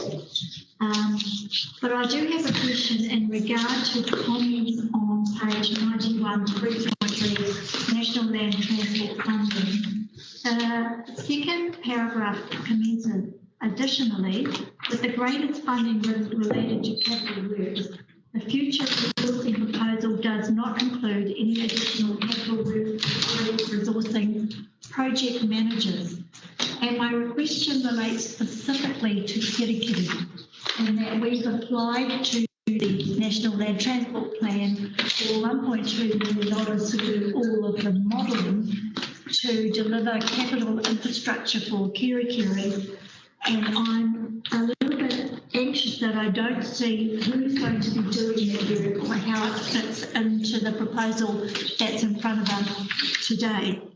Kirikiri is unique in Far North District Council area of growth in that it's the only town that's not sitting alongside a state highway. And so the work that needs to be done in this space needs to be led by us. And I think we can all agree, for anybody who's been into Kirikiri lately, that she is in complete and utter crisis at the moment in regards to her network. So I just want some comfort if you can explain to me through this new model how we're going to ensure that that work is going to be picked up in time for us to put in a funding bid for capital in the 2024 program. So through the chair, there's probably two components to that. The first part is the funding bid itself, and that is covered by the additional strengthening of the asset management resources that we're looking to put in there. And the idea of those resources is to make sure that our forward planning and strategy and business cases effectively delivered on time and to the right quality for approval. The second part of that is a delivery component, and in the capital workspace, the way we're modelled and structured at the moment is our full-time FTE resources tend to focus on low-cost, low-risk programs, the smaller projects, and where we have larger projects, we're engaging project management through consultant resources. We've done that through the MB program, and at present we're doing that for an example being the Mangawhai Shared Path project that's been recently awarded or funded through NZTA to Kaipara, where NTA will engage a resource that operates operates through the NTA and reports into the NTA for the duration of that project.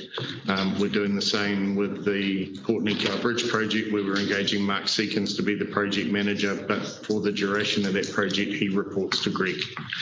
So the idea is that our resourcing at a capital works level is to manage standard loads as we foresee them, and managing those peaks with specialist resources, and capital works delivery and project manager is the one area where we have confidence in the capacity and capability of the consultant market. Is that answer your question? Thank you. Leslie, you've got a question? Thank you, Richard. So on page 3, what's it on? And then you enter it.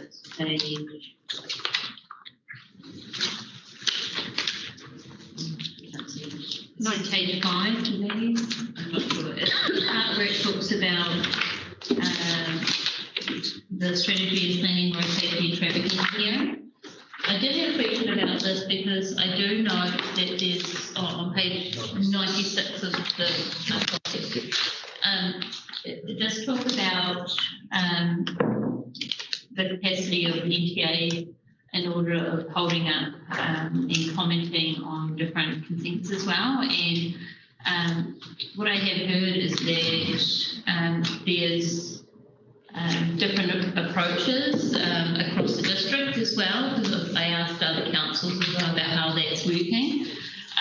There needs to be a consistent approach from the NTA when commenting on consents, and they can't be doing a section 37, so doubling the time frame just because the NTA doesn't have capacity, which is the normal thing that has been done due to that lack of resource from the NTA. And what I'm scared of is that it's actually resulting in a lack of practical conditions for large-scale subdivisions, particularly in the Kirikiri area, like 140 lot subdivisions go down to one-lane bridges, or traffic flows relating to the cumulative effects of traffic flows within Kirikiri, in particular growth areas. The other growth area would be Doubtless Bay. I see that as a risk for our organisation and a risk to our district in terms of looking at the potential cumulative traffic effects and the rate paying that we build with infrastructure upgrades because of that lack of capability and capacity in the NTA. So I did want to ask that question about that, and maybe you can comment on that as well.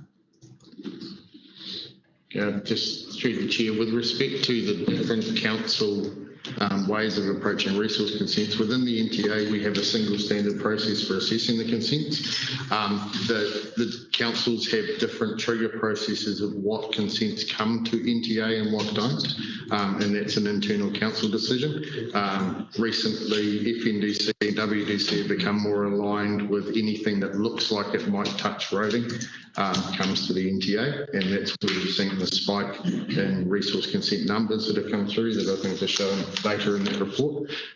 With respect to resourcing for it, while it's not one of the 3 FNDC employed positions, the development engineer role, and so I do need to make a small correction to page 89. The role that FNDC shown in the table is the RSAP program manager, but in the wording it's shown as senior development engineer. So the safety program manager is the Far North one, the development engineer is the WDC one as per the table.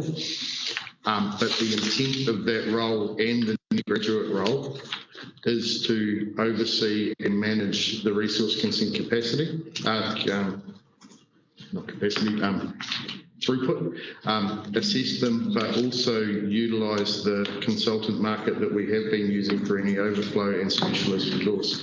Part of the issue we've got at the moment is the resources who are doing it also have traffic safety and forward work programs as their primary objective, so resource consent is a add-on to their basic tasks, and they're not giving the focus, they're not able to give the focus that they're required to do. So that's the whole intent of this development engineering group, is to focus on resource consent quality and the points you raised about forward planning and appropriate solutions and infrastructure. Thank you, Richard. And because I just want to bring up there's lack of oversight of our council elected members of this process, and the fact that different areas have different roading issues and different standards. For example, a heritage precinct will have skinny roads and maybe steep gradients with no footpaths on the side, and they may have different characteristics, whereas the engineering standards themselves, which are administered district-wide, the character of the roading aspects in each area not being considered, and the lack of reporting back to the infrastructure committee is having flow-on effects. For example, Kitty is having a whole lot of cul-de-sacs, the town of cul-de-sacs. And I think that by bringing the information about the infrastructure and the consents together with a significant development to the infrastructure committee about roading, will have quite a positive effect in terms of having that governance oversight and considering the potential risks and character of our townships as they grow in the rural areas of Kitty and Dallas Bay. So I just want to highlight that for the ETA today and to Dean, and I'm not sure if he's going to comment on that as well, but the doing aspect, the infrastructure committee, and the consenting aspect to the private sector need to be talking to each other more and communicating that with elected members, because we are currently absent of knowing those risks. Thank you, Your Worship. Yeah, my only comment would be that the fact that you have this paper in front of you today with the recommendations around these resources, and as Calvin has said, there's a specific focus on that. Andy and Calvin and I are in discussion about what happens now in terms of resourcing on the one hand, and then some process areas that we may need to address just by way of improvement. Our main concern, and I speak selfishly just for resource consenting, we are dependent on engineering input to get to achieve our 20-day timeframes, and where that isn't available to us, we struggle, and that's when our timelines are pushed out. So it is an issue. I believe that this goes a long way towards addressing, what we need out of it. So I'm just talking selfishly now as a resource consenting responsible person, and I welcome any changes to being able to support that.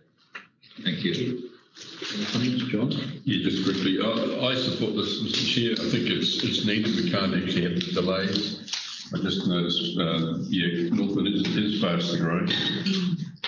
And in fact, there's one thing in the consultation documents we had Douglas Bay, Kaikoura, another place that was at the top of the list. So overall, it's actually tending to grow. But the biggest growth I see is coming from the demand on that infrastructure with the production of avocados up north and various others, so you get your tonne miles and so my question really is relating to, they're all over the place. So my question is, and there's a lot of complaints about the roads and the state they're being. So how do I'm very happy to be resourced.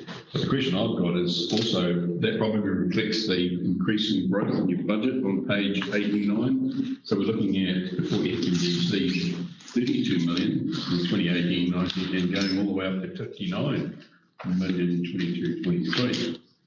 So if that's translating into improving with our infrastructure, transportation infrastructure, then it's great.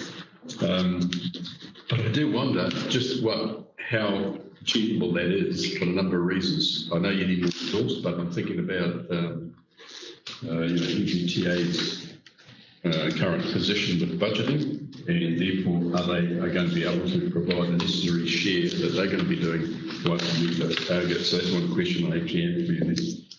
Through the Chair, with respect to the funding available, it is a concern and it is a risk. Hence, what we've looked at is a comparison of what we would be at, what we would think is dire worst case, which is when you're down at the 1920 budgets, that 117 total in which shows the resources still are required to deliver that sort of budget. I think we'll land somewhere in the middle. With respect to the ability to deliver, this year is a massive program in terms of capital works across the region. I think Greg Monteith's team are delivering across the region about 71 million of capital works, which is almost double last year's delivery for the region. And they're looking like achieving 90 to 95% of that delivery. So what tends to happen, and it shows over time, is we lift the budgets, we lift the achievement and still achieve 90%. What our target is moving forward is to have forward work programs that are more longer term looking, that have come to council with 3-year programs. So we have 120% of a program sitting in our pocket, so that if one falls over, we actually have something to take its place. And this is what the contracting market are looking for as well in terms of that ability to deliver. They need to see the certain pipeline. So that's one of the reasons we're focusing a lot of the resource in this is the asset management strategy and planning space, because the gap and weakness at the moment is taking a program from LTP and annual plans through to a deliverable project, and that's where we need to place that focus. Yes, thank you. Right, David? Yeah, thank you. I just want to be a bit opportunistic and make a general observation that people may have noticed recently. The Automobile Association has come out talking about the state of the state highways in Northland, identifying them as some of the worst in the country, and that people are dying because of the shocking state of our state highways. And I think it's something we would be quite upfront and blatant about speaking to our communities, to anybody who'll listen, and not least of all people in Wellington holding purse strings, that it's costing us lives, the state of our highways. I travel a lot around the country, as I'm sure most of us do, and you do observe, you get south of Auckland and things improve out of sight. You get to the South Island, you're in another planet. I think the Northland has been neglected for a long time. People are being killed on the roads because of the poor condition, among other reasons, admittedly. But the Automobile Association, who we recognise, not the most radical, excitable sort of organisation there is, but they've come out swinging, saying Northland must get significant investment in the state highways in order to stop people dying on them, as well as for the comfort and for the economic issues associated with decent roading networks. So I think we need to be quite vocal about that. I think the AA is quite a useful point of reference. As I say, they've got no axe to grind. They're a national organisation. They're not Northland based. They're simply observing where the greatest need is. And I think that message needs to go through to NZTA, the funders, at every opportunity, that there is a dire need here, it's real, it's urgent and it's current, and we simply need to spend money and spend it soon. Okay, anyone else want to? Yes, sorry, I beg your pardon, Rachel. Thank you, Your Worship. Calvin, nice to see you. Hey, I just had a question around in the FNDC, NTA, SLA, lots of acronyms, service level agreement. Yep. Under the role of the SSBU, another one, point 13, stakeholder and iwi engagement. A lot of feedback that we get from our communities is that they don't feel engaged with our roading side of things, and that I think elected members feel slightly disconnected from that as well, which is probably echoing Councillor Foy's point. I noticed in here that there was a proposal that Whangarei District Council will be funding a customer services officer, but only for 6 months. But it doesn't appear that any of that is external facing, it's internal facing. So my question is the NTA resourced to undertake the level of stakeholder and iwi engagement that perhaps we're expecting and the communities are expecting? Okay, so just two questions probably. So with all of these roles, while they're funded by a specific, or while they're employed by a specific council, they're funded by whichever council they're working for. So just because that customer role is employed by WDC, it's actually a regional based role. With respect to the stakeholder management and iwi engagement, simply no, NTA are not resourced for that, and the intention has never been for NTA to be resourced for that. The structure of the NTA for support services is to leverage off the services of each council.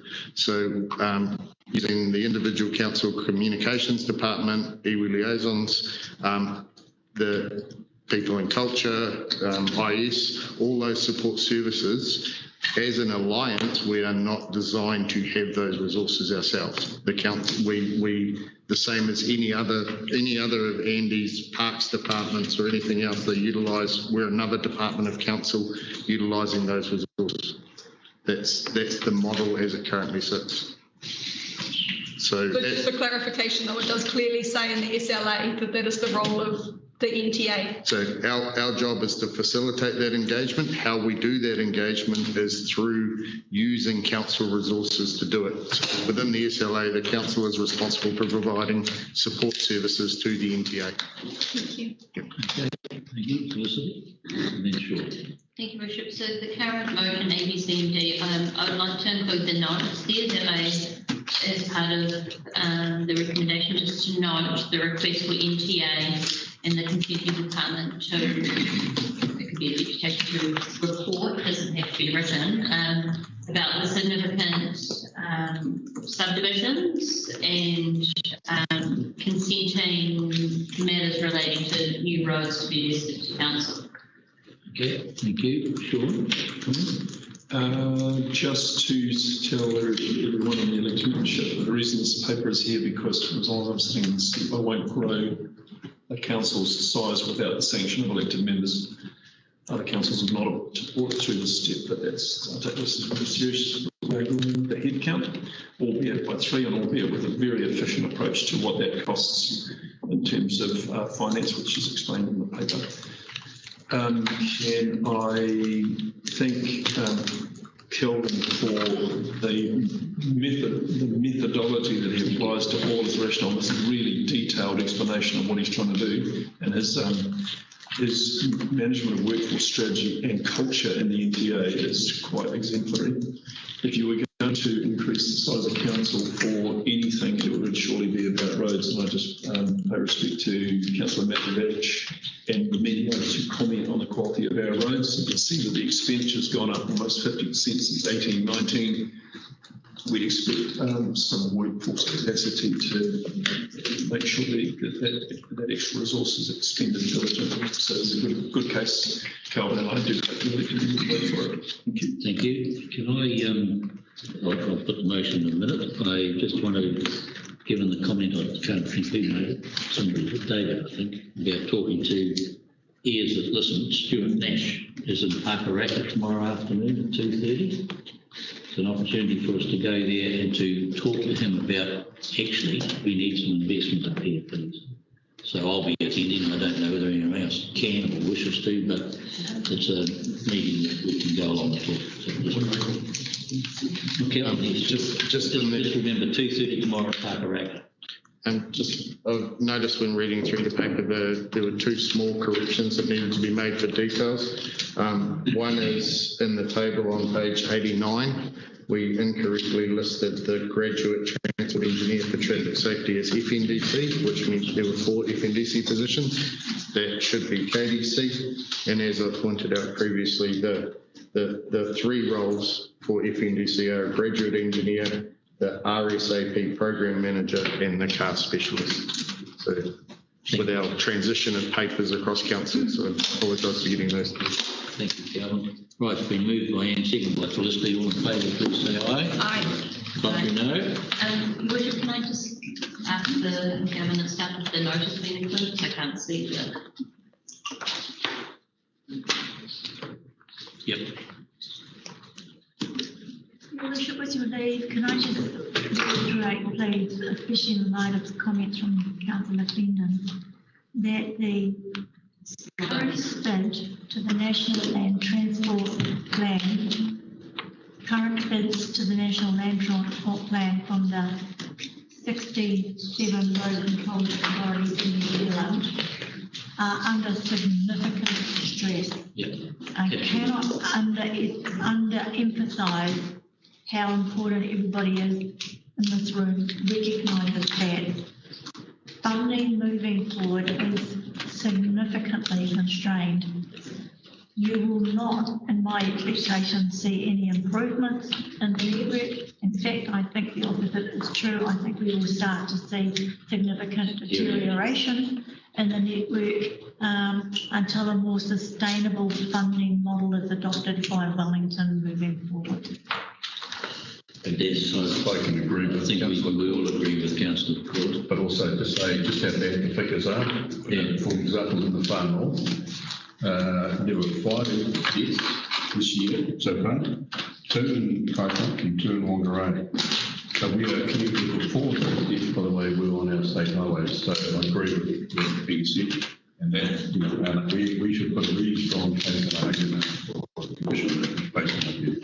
And I've got to say that the worry is that not only in regard to roading, but when you look at the changes that have been proposed by for local government, Three Waters, climate change, and Resource Management Act, there is no overall clean.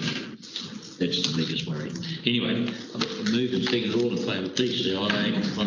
Carried. Thank you very much, Government. We appreciate your presence and your input. Rate arrears policy on page 108. I'll move. Do I have a seconder, please? I'll move. Thank you. I've got a second. Right. I'm happy to support this paper. I've been involved in it for a long time. I have no comments. Janice, do you wish to make comment, please? No, there's nothing I'd add. Any questions? Any questions of Janice? It's a good step forward. Just recommendation B, that any arrears that relate to bare land sites will automatically progress straight to rating sales within the framework that still comes to council. Do we want to capture that in the recommendation? That was my comment, Mr. Chair. Exactly that. Just seems to be inconsistent. That comment B, I don't know if it's correct, as Michael was pointing out, because it still has to come to council in the flow charts, I believe. You comment on that, please? The flow chart on page 123 needs council endorsement.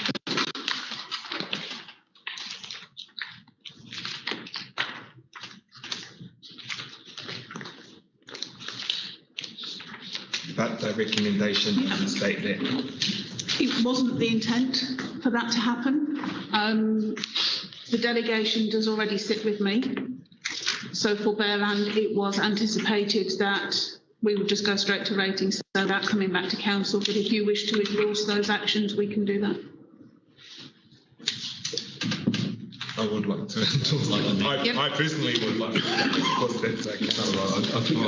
So in that case, then maybe we just remove B from the We just resolution. follow the wording so that that's just drop it out, strike it out, strike B out. Yeah, strike B out. because it already says further down that rating sales will come back for endorsement. The distinction was that bare land is simply that, and it's land and somebody's asset, whereas a piece of land with a home, people living in it, that is a home, Yes. and it's a higher bar to basically evict people through selling their home. So personally, I have no problem with the notion of bare land being sold if people are sufficiently in arrears and are far enough down the process to have got to that point where they're contemplating it. I mean, it's not something I'd get very excited about, but I'd be quite happy for it to fall to the CFO and the GM to make the bare land sales without coming to council. Okay. Thanks, Janice. I just want to double check then. I know that with the passing of the Rating of Whenua Māori Amendment Bill, I vaguely remember the fact that it captures that some Māori freehold land was switched over to general title, so I would always be afraid that would have its Māori freehold land but under general title that could then go to sale. But I'm pretty sure that legislation protects that land as well. And we also have processes in council, but I'd want to make sure that would still have those protections in place. Through the chair, yes, we have all of those parcels of land identified in our system. It was the 1967 Act that moved them from Maori freehold land to general title, where there was less than 3 owners, I believe. They're all protected under the changes through the Whenua Maori Amendment Bill. So we have to treat them as if they are Maori freehold land, providing they haven't been sold as general title land. Yep. Thank you. Thank you, Your Worship. It was just a note, and I know Janice knows. So just with regard to the Whenua Māori bill and compensation to council, will we be given any funding from government to recognise we're not going to be collecting both rates? No. So that means that everyone else in the district has to foot the bill. The general consensus is that we're not collecting on it anyway. It's just sitting as debt on our books. Well, we've got the team trying to work to actually work with the Maori landowners to over time get some rate paid. And we've had some successes too, I might add. Just want everyone to know. Just going back, taking a bit of time. Just going back to the consistency, because I understand what Morkel's actually saying there, but there's still I'm a bit nervous about, because Bearland is still an asset as well. The abandoned land is a different thing, so I'm still concerned that in the flow chart you should show that coming to council, and I would prefer that it did come to council in that discussion. That would have been safer. Through the chair, in terms of abandoned land, it does have to come through audit, risk and finance before it comes to council and can be declared abandoned. Yeah, but this is saying Bearland, so I expect that still comes. So rather than just saying goes off there, I'd rather it went to council just to be safe. Agreed on that. In that case, I would strike B through because I think it gets picked up on E. So I'm happy to move that B be struck out then because picked up on. I'll second that unless the mover and seconder are happy to do it themselves. I'm happy to support the change as a second review of your motion. So we don't need to put an amendment, we'll just take it out. Okay. As a point of information, how many forced sales have we had in the last 10 years? One. And that didn't go through as a rating sale. They sold the land before they got to the 6-month point. All right, no other discussion? I'll put the motion as with B struck out. All in favour, please say aye. Contrary, no. Carried. Thank you all very much. I intend to adjourn for lunch at 12:30 and resume at 1. So just so everybody knows, unless of course we're finished before 12:30, folks. Right, community board updates. Should we go to Adele and Belinda and please? Okay, thank you, Your Worship. These particular minutes were from our board meeting in March at Pukenui. And there's just to highlight one of the items in public forum, the Pukenui community were quite outraged, and they supplied us with a lot of signatures, or petition I should say, around a particular person who was actually doing some work on a council reserve without permission from the council. So anyway, this particular person has had to go through a health and safety induction course, and I think it highlights the fact that anyone who wants to do some work on a reserve, council reserve, has to go through, have permission from the council and go through a health and safety induction course. So that actually highlighted that for that community. The other thing was that we requested that the pedestrian safety is added to the footpath program matrix, which hopefully this has happened now. So that was one of the requests that we asked for. So, and the other thing that's just come to light this morning is that the LTP hearings are all going to be heard in Kaikohe, and I don't think that's really fair for our Te Huku constituents, and I would like to recommend that the Te Huku hearings are heard in Te Huku, preferably in Te Ahu, so that our constituents can come and talk to them. This is to do with the LTP hearings. Yeah. So the reason for that, I'll just so you know, the reason why we are looking to hold them here, but people can then zoom in, was because if we take them anywhere else, then we haven't got the technology to link people up, others who may want to watch and listen. And so it's agreed that we'll set them here, but people can still from Te Heke or Bay of Island, wherever, still zoom in. And it makes a whole lot more sense for people who may want to be interested in listening. You can't on. We didn't get particularly significant numbers from Te Heke anyway. I can't remember the figure now, Cheryl. But 13. 13. Oh, 13 people. 13 submitters as opposed to a bigger number in the Bay and through here. So that's why we took the decision to hold them through here. Okay. Thank you. Thank you. That's me. Can I just say something on that? Mr. Carter, we've had it every year in our constituents. We've had what, sorry? We've had it I've been a councillor for like 10 years something, and every year we've had it in our own wards. So you come up with this modern technology and all that rubbish. We didn't seem to have any problems. No, but we used to travel and people then had to come. Now they can look, everybody can look in, but we can't allow them to look in other than the technology we've got.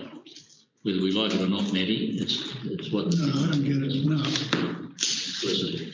I think what's been brought up as well is with those submitters, if we are going to be relying on technology, that it be made clear that in Te Aho, for example, the video conference equipment will be set up and prepped and ready so that the submitters can just walk in and be facilitated by the staff to do their presentations without having to travel 3 hours or 4 hours there and back. That's exactly right, Felicity. That's exactly what is it. Well, I don't know if that's made clear in the letters or the advertisements that have been sent out to the public. That's what I'm saying. Cheryl, it has been told to them individually, isn't it? Yes. Okay, so that's great. I just wanted to raise as well about the matrix that Adele's brought up. C wasn't just that the safety be added to the matrix. We haven't actually been updated about the footpath matrix being updated for a number of years now. It's just been silent about when that would be updated. And also the Te Aho to the Sports Hub footpath has been silent as well, and that was a specific motion of council, and staff have just gone silent on that, and it's been requested about when it will be delivered, and it hasn't been delivered for 2 or 3 years now for some reason. So I don't know if staff can comment on when we'll get that new footpath matrix and when the footpath will be delivered. I'll ask the council. I can answer the first question about the footpath matrix. So we're present in the process of finalising the matrix for presentations to community board. I believe it's coming to you the May or June meetings. Sandy Morris is coming bringing them along. And I'm not across the details of the footpath itself. It's a combination of parts, road projects, I need to take advice from my team and come back to you rather than just guess at this point. Give it to your session, Francis involved. Yeah, this has been in for a number of months, just to get a response. Okay. Can we have that in the next week, Andy? Through the chair, I need to talk to Glenn, who's managing that on my behalf. He's on leave this week, so I won't get a chance to talk to him until Monday, so would like a little bit more time. Possible. So what do you need, a fortnight's time? All right, can you make a note that Andy will get back to community board within a fortnight? Make a comment. Part of my road portfolio role, and we have a meeting next Wednesday, I get sent in advance a spreadsheet of every single capital work that's currently underway in the roading space and footpath space, and it's traffic lighted. So anything that has a red traffic light, and there's 2 that pop up all the time, being Karuru Falls, Kapariki Rise and Kaio. I do give these guys a bit of a hard time about it. But the Te Heke shared footpath does not feature on that list. And I'm mindful that Adele Gardner has raised the Te Heke shared footpath at every meeting she's been here, as long as my memory takes me. And it's fallen between tracks somehow. So it's not really just a matter of Andy going away and reporting to us about where it's at. I'd like to understand how does a project of this nature fall through the cracks and not get picked up?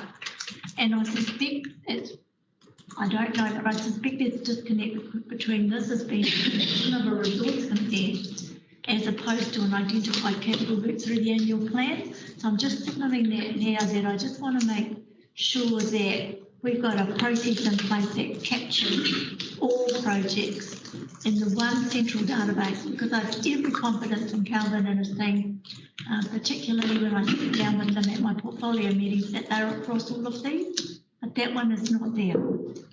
So that begs the question, are there any others that are not there that are consent conditions? So I'll just leave that one with you, Sean. Thank you. Could I make a comment along those lines, please? In terms of things falling through the cracks in reference to road, some months ago I made a request for road marking on North Park Drive and was informed that it was going to be done in the sun painting season. We've had road marking vehicles all over the whole technically for the past 4 months, nowhere near that road. Just fall through the cracks. Your Worship, can I make a comment in regards to working on council lands? I think it's really important that as an organisation we turn our minds to how we better enable that. Perhaps that looks like a toolkit or something. With the proposed increase of the placemaking fund, we will see more and more desire for temporary activation of public spaces and things, which is what we're wanting to invigorate with that fund. I'm really mindful we also received a letter recently from the Ministry for Culture and Heritage in regards to a significant fund that will be contestable as of April, and they have foreshadowed to us as a council that they expect that these projects will predominantly take place on council lands. So really just wanting to highlight and ask the question, are we making it easy enough, but also we don't want to make it too easy? How is that process for our communities to be able to work on public land in a safe and healthy way that's got oversight but is also not blockaded, if that makes sense? I probably didn't make it quite clear, but the reserve was actually on State Highway, but it was probably the council possibly has a reserve aside from that. It was fairly close to the State Highway, this reserve, where this lady was working, and the community got outraged about it. So, but it does highlight the fact that there is processes in place that they need to go through a health and safety induction, and it's easy enough to do because council are holding them in different places all the time. So. Can I just add a further comment? At the last Northern Forum Together, Calvin made an excellent presentation on elected members meeting constituents in the public road space. And the public road space is anything that is between boundaries. So if we're meeting a constituent on a footpath, we have to comply with the Health and Safety Act, and that means full PPE gear. So I've sent that through to Caroline Wilson by email, and Calvin, you will be invited to attend the next Combined Community Boards workshop to give the same presentation to all of our community board members. Okay, thank you. Aisha's just told me that the footpath matrix is on the next agenda for the Community Board Working Party on the 12th of April. It's a very that's next week. Through the chair, it's the deep dive component of the working party, the actual delivery of the footpath matrix is on the community board agendas later. Yeah. So there's the community board working party that's next Monday. Oh, that's on Monday. Yeah. It's on Monday. Yeah. And that's where we're discussing the matrix itself and the outputs of the matrix. Okay, so you've got I think it's the 23rd of April, Andy, for you to reply on that. Okay. I just want to go back to this issue around the hearings of the long-term plan, and I just want to get a move from the council we've said 13 submitters want to make a presentation from Te Hiku. Do we want to have the meeting in Te Hiku to hear them, or are we happy to do it via things? I'd like a view of other councillors.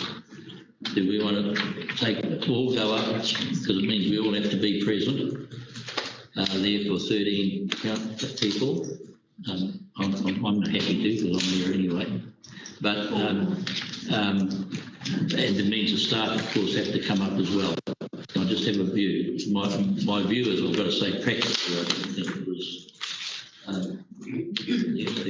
the balance of the councillors think so. I think Matty probably. I can't see the reason. I can't see the reason for the change. We've been doing it every year. There was no problems. But really, that should be left to the elected members to decide. Well, that's what I'm asking now.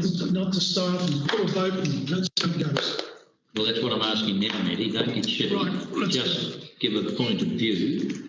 Do you prefer it to be in Te Hiku? Right? John Busich? I'm relaxed. I'm relaxed. I think John can next to me. Okay. Hello? I would prefer it to be at Te Hiku. Yes, Felicity? No, I think the costs, particularly in staff times, is warranted. We have better quality, we've got good technology. People can present in a council venue in Kaitaia, and we'll hear them just as well here as we would on site. We can travel the show, I've got no problem to driving to Kaitaia, but it'd take half a day out of our staff's calendars essentially, and I just think that's excessive. I'm aware that when we adopted the formal meeting calendar, we did give an indication that we would host 3 workshops, I think, up there. Three hearings, not workshops. No, I'm just reflecting on that. I don't have any issues with travelling to Kaitaia. Okay. I get to visit my mum and dad, so. As a principal position, I'm not quite sure why we always signal out Te Hiku as if they're out there on a limb.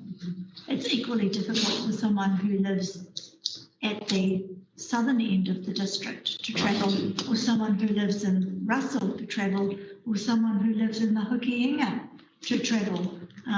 So I'm a little uncomfortable that this has become a debate specifically about Te Hiku.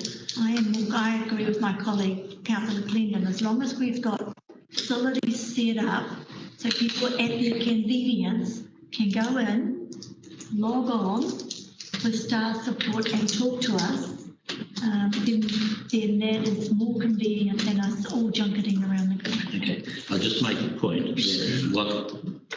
So just so we understand, the view was that we were better to hold it all here in Chambers and have people from Te Hiku viewing in, or from the Eastern Ward coming in. The alternative is that we have a session in Te Hiku and a session in Kerikeri and a session here in Kaikoura. Those are the 3 sites. And I think the majority are saying that it should be on site, is what I'm hearing. Is that what I'm hearing? I'm sorry, Your Worship, I can't support that, because that will also mean that we will have 2/3 of our sessions not live streamed.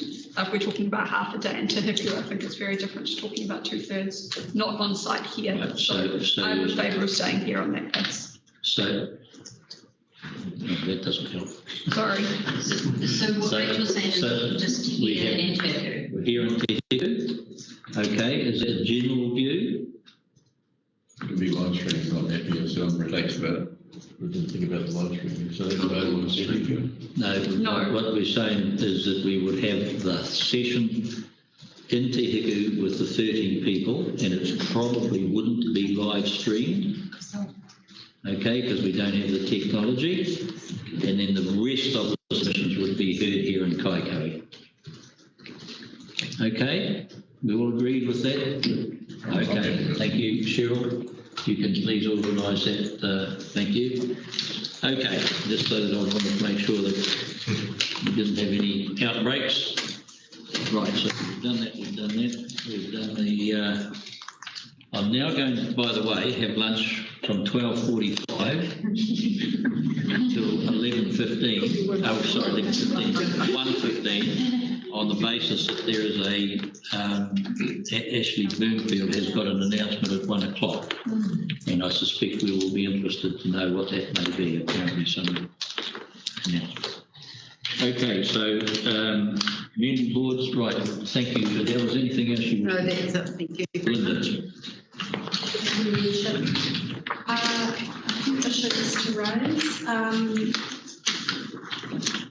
We as a community board have been requesting Dartmouth District Council to provide us with copies of the contracts and the time frames which we have received, mainly because we should be the first point of contact when considering the contracts and extensions of contracts. We're not really included in this loop, and we tend to be a lot more vigilant and diligent around it, particularly under those, a number of them, I think there's 8 or 10 contracts that actually fall under our or affect our delegations. So we did receive some information, and we also next month have Warren coming to address the board and to answer some more queries in depth. In particular, I guess disappointment to date have been 2 issues that we didn't realise were coming up so quickly, which were the Russell landfill contract. The residents in Russell have actually expressed disappointment as they wanted to be involved in that process. The other one, which is a real hot potato with us, is, no pun intended, is street lighting. It's been put out to a 3+1+1 coming due. It says that the request for tender was issued, I'll guess, in early March, so we may have missed the ball there. The reason this is so important is actually on a number of levels. We've been providing quite a bit of finance towards security cameras and trying to work I guess in collaboration with police and other agencies to make our town safer. And the problem we have with our lighting is that they're not lit. And the contracts and the service, or the, I was actually really interested in the NTA report in here on page 99, where they talk about street lighting and service managers being a regional role. And actually just wondered how much worse it could get. Under that, the street light maintenance contract would have a separate management division, and street and amenity lights operations and maintenance, which, if that's done on a regional basis, could be could make things a lot worse. At the moment, if you ring in a RFS for a street light, and I know, Your Worship, you have been abused by one of my ratepayers, I apologise for that. You ring in an RFS for a street light, and they often do not come to the area until there is 4 or 5 street lights out, that the bulbs need replacing. This is not good enough. They need to be replaced if we're going to keep our communities safe and have effective security cameras operating. So we wanted to have particular input into that one. We may have missed the boat, but hopefully when it comes to the maintenance side of that contract, it used to work okay. I'm not sure whether there's a difference between the actual contractor or the highway versus the primary roads that run off it, but it's a network and everything should be operated at the same time. And we are getting additional inquiries for lighting, and we need to be very careful right across the district that if we're putting new lights in, that they're actually required, rather than illuminating the existing lights that we've got the minute they go out. So that is a really high priority. The most important contract from our board's perspective that we are keeping an eye on and would like to be included in the process on is the town and open spaces maintenance with recreational services. We see that that's the term is a 5+2. We're coming up 30th of June next year, 2022, and so there's probably going to be quite a lead in time to that, and we would like to be involved in probably for all 3 boards, I would say I'm speaking for, but there's so many things that slip between the cracks. We don't get performance-related contract information delivered to the board like we used to in the past. So hopefully that will help resolve some of our queries as to levels of service not being met. And I think it's important that the levels of service are met. And if council doesn't have the ability to monitor those levels of service, I think we at Flax Roots on the ground can certainly be your eyes and ears in the communities as to how well these services or the contracts are being met if we have more detail on the levels of service. So that's the biggie from our board at this stage. As you know, we had a public meeting in Paihia to man our police station. Really well attended, I think over 160 people, Councillor Stratford and myself were there. And even though this is a central government issue with policing and the lack of resources and funding obviously is a big issue, the positives that came out of that, I feel, is that we can all work, all the agencies and ministries can work together and more collaboratively to improve things. And even if our bit is getting our lighting right and our security cameras right so that the police can do their jobs better. That's a start. So I do believe we have a role to play despite the fact that it's a central government issue. The Totara North, I just want to shout out to them. Totara North, with great staff support from Anna Mills and Shane Story, have come through with an amazing community plan, which they have presented, submitted to the LTP.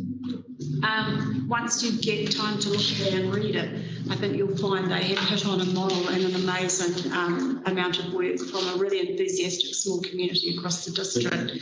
That model I'm sure we will roll out because it's fabulous what they've done. So shout out. John Busich. You're involved in that too, John? Yeah. Anyway, shout out to them for all the energy and enthusiasm that they put into that and presenting to the board. Farmworth Holdings, also another real positive from the 3 community board chairs' quarterly updates. We're having some really good open discussion and on the ground feeding in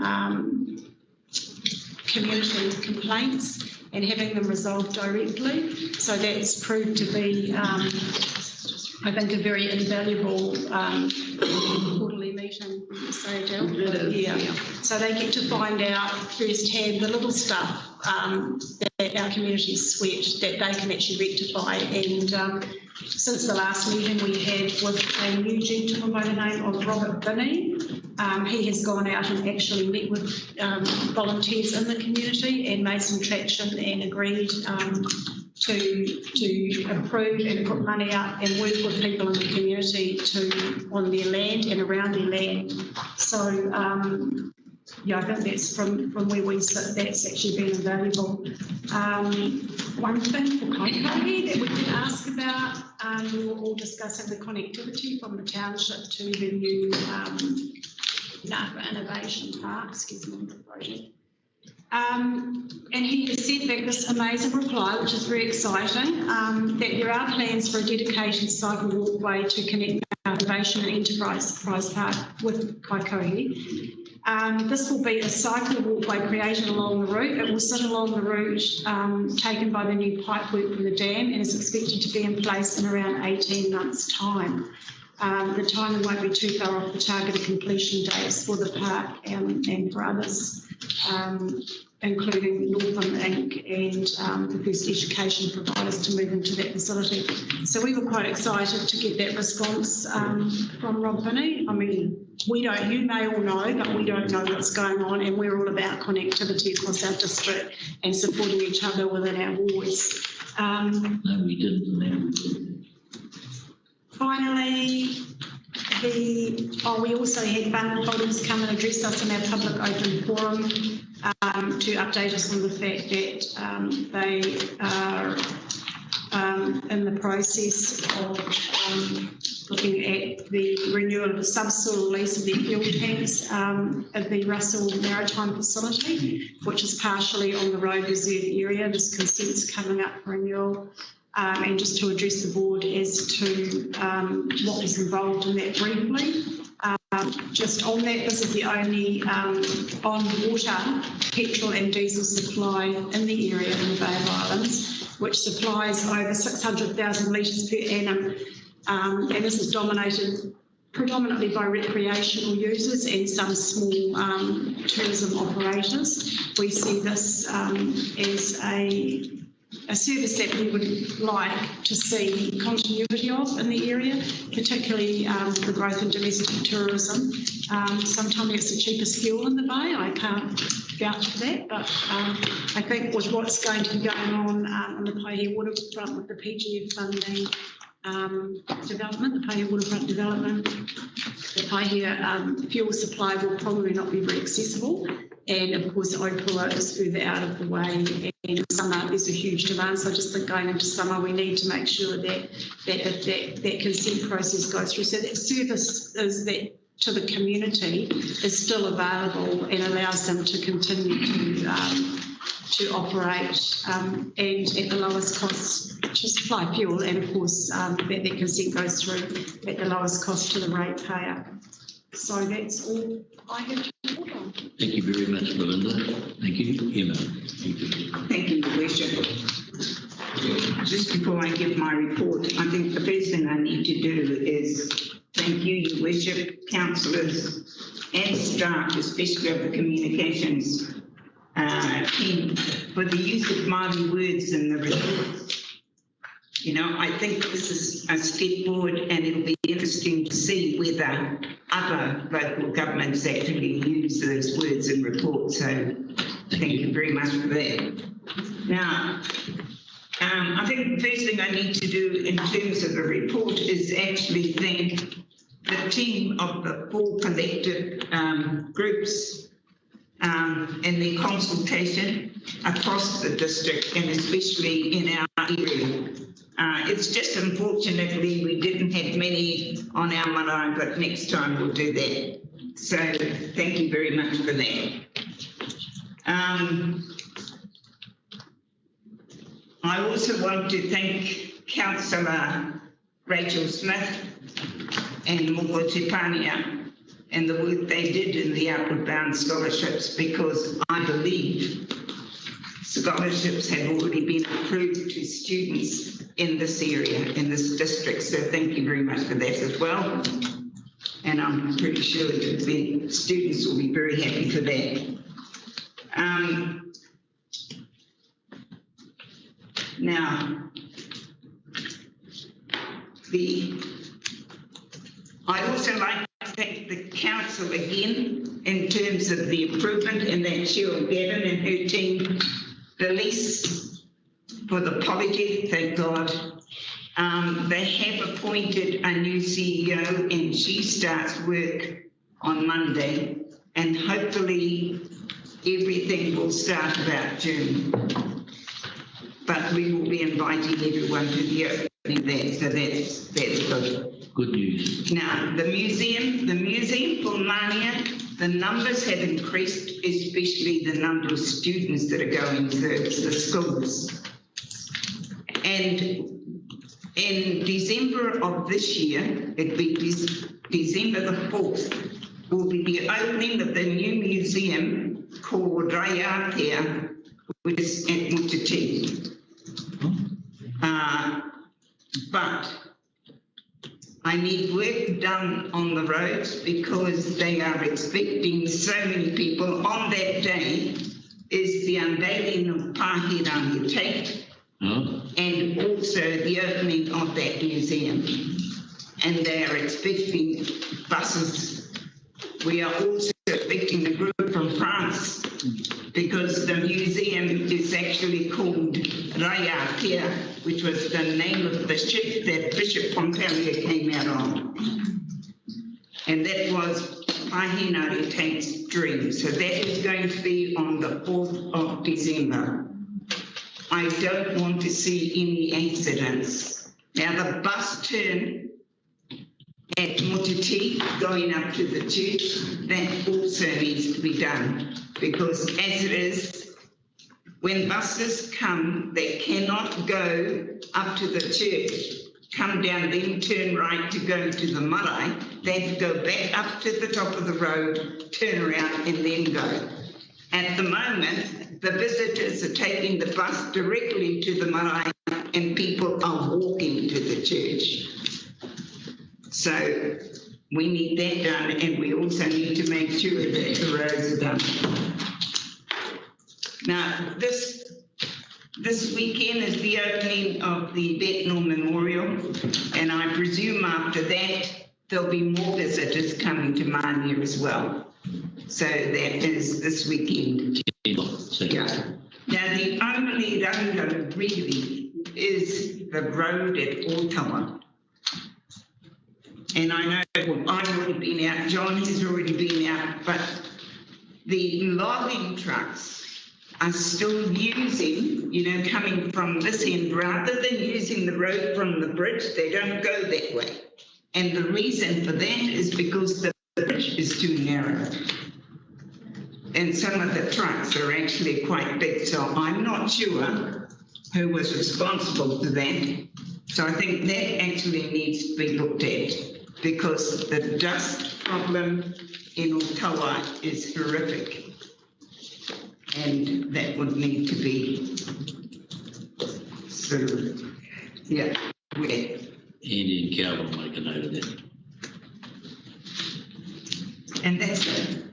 All right. Thank you very much. Thank you very much. All right, well, now is a...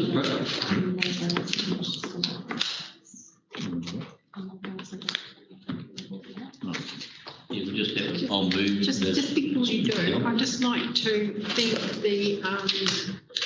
the consultation team that went around the district and supported our areas. They did an amazing job. They really did, especially in Hiku. I mean, I can't speak more highly of them. Thank you so much. Thank you, Adele. And I was going to mention that at the end of the meeting, but... I'd like to second the recommendation and have a quick comment if I can. You comment away. I'll smile, move, you'll second. The floor is yours. I just want to, I really appreciate getting all of our community minutes at the council table, because I get to see all of the community funding that we're giving out across the district. Then I know I could go through and access all of the different community boards minutes if I wanted to, but getting it as a snapshot like this is really appreciated. And based off of that, I just wanted to let those watching and to share it out there that we only have 2 community board meetings left for this financial year. We have to use all of our community funding, or it doesn't roll over into the next year is what I'm saying. We also have a term plan looking at increasing that funding and placemaking. So if you're watching, make sure that you take advantage of the last 2 meetings left here to get those applications in. And also the Rural Travel Fund for sports groups and schools closes tomorrow, the applications for that. So the likes of Maikuta are putting in an application because our students go to Kawakawa for swimming, over to Waitangi for Wakaama, and that's an awesome fund available for everyone too. But thank you to our community board chairs and deputy chair for sharing the table with our council and for all the mahi that you do in our communities too. Thank you very much. All right, if no other comments, I'll move the motion that be put. All in favour, please say aye. Aye. Contrary, no. Carried. Thank you very much, ladies, for that update. That was very useful. Wish we had sought to do that 9 years ago, but anyway, we're here, we are right. Okay, what I'm going to do now is adjourn the meeting. We'll come back at 20 past. Ashley Blomfield will be up here on the screen for us at 1 o'clock. Okay. Want to watch?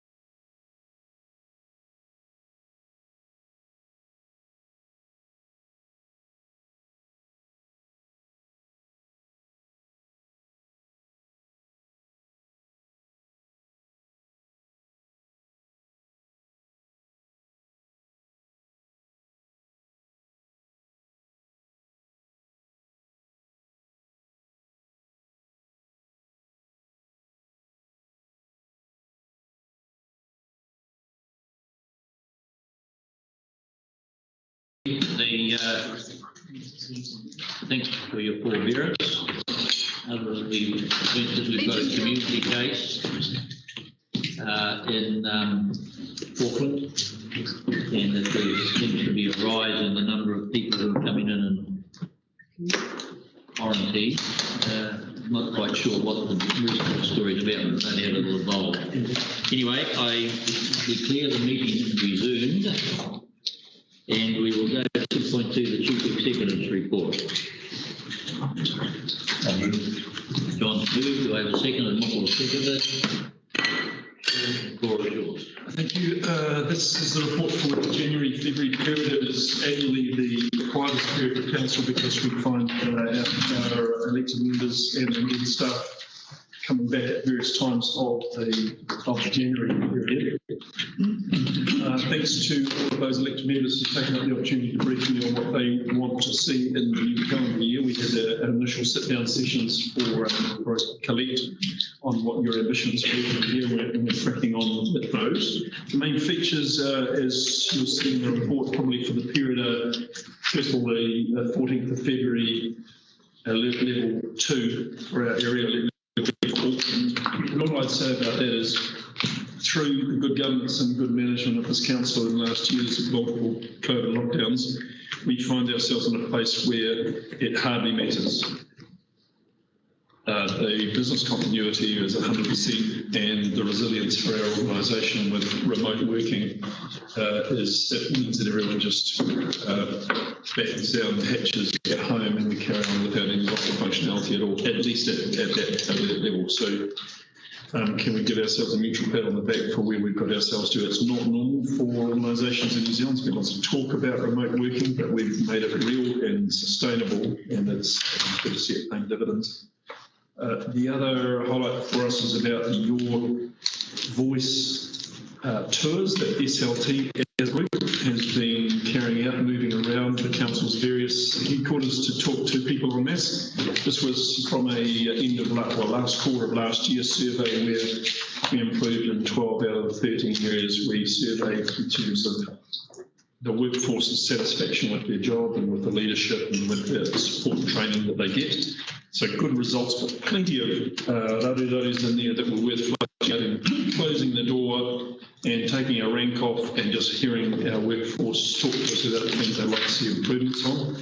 So that's been a highlight for us, and I know governments have our eyes on in terms of how well our workforce is looked after. So hopefully that's just another tile in the wall for a constructive way forward. I just note that during the period we completed recruiting for General Manager Strategy, Plans and Policy, and we look forward to Darren Edwards returning from a General Management position in Invercargill Council to take up that role effective 24th of May. You're well aware that the consultation period's underway for navigating our course, and the 4 big items that are out on the street have been out on the street. Can I just say, from staff's point of view, there was a full range of public meetings. Some of them were just one-on-ones off the street with curiosity to be satisfied. But for every one of these, there was a crowd that was sometimes quite dissatisfied with the way things were being planned. And it really made a difference when elected members were there with staff to field those questions, take notes, and give the best answers that we could to people's concerns. So thank you for the joined up approach to the consultation that's been ongoing. And the other big thing from the period is really the drought, because we all remember that in some towns we had record droughts since 1946 last summer. This one, again, just to take a moment for governments to appreciate themselves and the operators. There's a lot more resilience than there was with Smoothie Road, or having gone in with Sweetwater now delivering tank water, and with the prospect of Sweetwater articulating into Kaitaia. Monument Hill construction is now complete and the bore's being tested. And of course, we've got future developments around Makawui here in the Kaikoura area with those lake developments, giving us an extra 120,000 cubes of water in the future. So that combined with the better rainfall than we expected means that we're now just confirming, I think we're water restrictions off all towns as of this moment. And we're in a much better place than we'd expected to be through good management, but also through some good luck. The rest of the report has got thousands of points of note, and we'll look into what you're hearing back from you on what interests you the most. I suppose between the new playground swings in JC Park and the new speed limits being introduced physically and things like the community barbecue consultation for Kerry's domain, I think the highlights for me from my seat would be the 100% compliance on resource consent turnaround, thanks to Dean and his team. And that's not a standard we've been proud to announce we've kept over the last year, so we're back up to speed on that function. And the other is the Taipa wastewater treatment plant, which has been difficult for years. We had a successful mediation. We have now got an operational resource consent that's good for 8 years, and we're running an experiment there where we have Ngāti Kahu sitting in the room with us, going through technical solutions and the affordability issues and looking at this from the inside of Council's consideration so that we can co-develop a solution. Decision rights still sit with me because all accountabilities do, but they're terms that they accept, and I certainly welcome that group to the table there. They've been a pleasure to deal with so far, so more to come on this, well, what the Environment Court Commissioners called groundbreaking stuff in terms of relationship between councils generically and iwi generically. So it's another thing for our council to about on. But SLT and myself be happy to take any questions if you want to lodge with us now to answer, or anything you want to bring your attention on. Thank you very much for that report, Sean. It's appreciated as always. Questions for councillors? Thank you. Oh, and then David Clinton. Good. I only have 3 highlights from, there are many highlights in this. I mean, I've highlighted with my pen 3 things from this report. On page 143, action sheets and decision tracking, it states the action sheets are already in place for council committees and community boards. I know about committees and community boards, but I wasn't aware that we had the action sheets at a council meeting. That might be something that only the chair sees, though. I just wanted to comment on that. Yeah, I just looked at Jason if she wants to back me up here with that. Jason's new in portfolio, but I don't think any of us would call the action sheet process fully developed, but it's certainly in place with Democracy Services and Reform. So that little process where sitting inside of the 3 wards and community boards, there are decisions made of 2 types, by resolution, and then just the general collect that are annoying or need doing. They're all collectively on the action sheet, so that exists now. But we haven't tidied up yet, and Councillor Lucic, who was leading us on this, is what the advanced form of what we saw today will look like. How those action sheets come to this table so that they get council endorsement as staff have got the capacity, these are our priorities, go away and get them done, except for that one or this one. And that bit has not been ironed out yet. But certainly the draft form of capturing everything that happens in those meetings is we're on top of. So that's where we're at. So would you add anything? That's for community boards, but for the council, I don't believe I've seen an action sheet yet.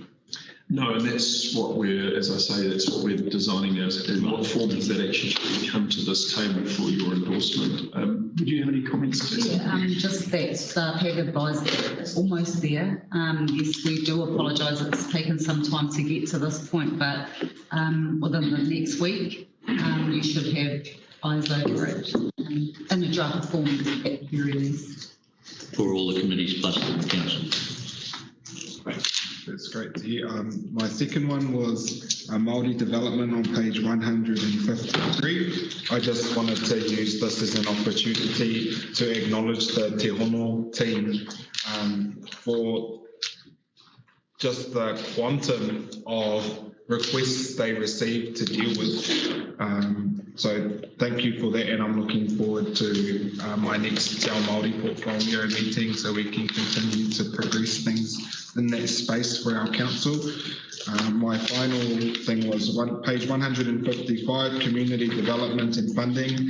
At the time of the writing of this report, Council and Te Puna o Kupenuku were continuing to work towards an acceptable lease agreement for the Raoni campus, and today we had our photo opportunity before this meeting to celebrate the fact that that's gotten over the line. So I just wanted to say thank you again to council staff who worked on that, but also I think that it is something that we should be looking more to the community, leading the community across different facilities and spaces. So it's really exciting stuff, and that's me. Kia ora. Thank you. And then David, and then Rachel.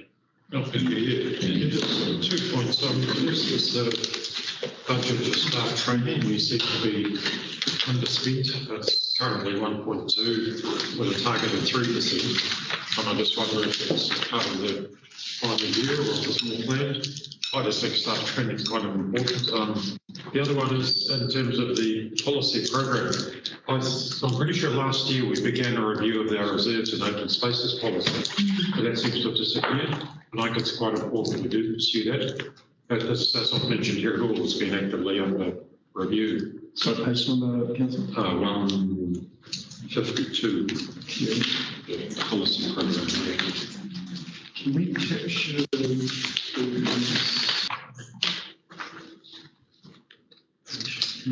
actually get back to councillors out of session on all of their questions if we can? So there's the training development question on 155, and there's the reserves and open spaces question on page 152. So 146, I was referencing. 146 to table there. We've only added about 3% and this is 1.2. Thank you. Thanks, Councillor. Rachel. Thank you, Your Worship. And just before I start with my questions, just acknowledging Councillor Clendon, my understanding is that work is back underway now that there is a part-time employed reserves planner for 2 days a week, and that will increase. I think we've got an update coming to the EP committee in due course, is my understanding. Like Moko, I only have 3 questions today as well, which is bizarre for me. So page 142, swimming pool. Swimming pool fail rates. I noticed that they continuously sit at quite a high fail rate, around that 30 to 35% mark. And I just wanted to highlight the learnings that we've done around communications in the past, and perhaps this is signifying that we need to look at how we're educating our people. If we're continuously seeing fail rates, how can we address that by ensuring that people understand what compliance looks like and what that process looks like. So I just wanted to highlight that, but we'll also bring it up in my communications portfolio. My second question, part of it was the same as Councillor Clendon's about the training costs, but the second part was around the staff vacancies, and I noticed that we've got 28.2 FTE available. I was just wondering if in future we'd be able to get an indication of what portion of those are long-standing vacancies, if they're sitting vacant for, say, longer than 6 months. It would be really good to get an oversight of that information. And then my third question was around page 165 and risk. I wanted to acknowledge the massive amount of work that Tanya and her team have been doing in terms of risk reporting through Councillor Vucic's committee. I have said this before, but I just want to reiterate, can we please look at how we are considering the organisational risk dashboards in our reports? And I just want to bring up again, it would be really great to have a risk dashboard section in our compliance schedule to say this is how the organisational risks have been considered in this report, especially on the basis of the wastewater treatment plant report that we had this morning. That's me, thank you. I had a quick question. On page 1, or something else? Felicity. Oh, sorry, then. Felicity, sorry, Felicity. Thank you, Jordan. I had a few minutes there. I'm not sure what pages because I'm online, but it was related to the strategy which under corporate planning, so FM 2100, I do note that it isn't spatial, our current FM 2100, which is disappointed because as an election guy, I was under the impression it would be spatial, given all the time and work again that we had the workshop with the spatial planner from Auckland. So we know that there's a need for spatial planning under the new Strategic Planning Act. From the workshop that we had in Whangarei, I just wanted to highlight the need for the GIS to be able to be compatible with Whangarei in particular, that we use for that spatial planning, and also for the asset management work that we're doing, and our council's spending a considerable amount of money on, that the platform that we're collecting the data in is the same or is transferable to the other councils in Northland, in particular the bigger councils like Whangarei. I'm not sure about Auckland, but I think that that's really pertinent, considering we don't want to waste ratepayers' money collecting all this information and creating these platforms and then have to do it again. So I wanted to highlight that first and foremost with the comment on that if you like. Yes.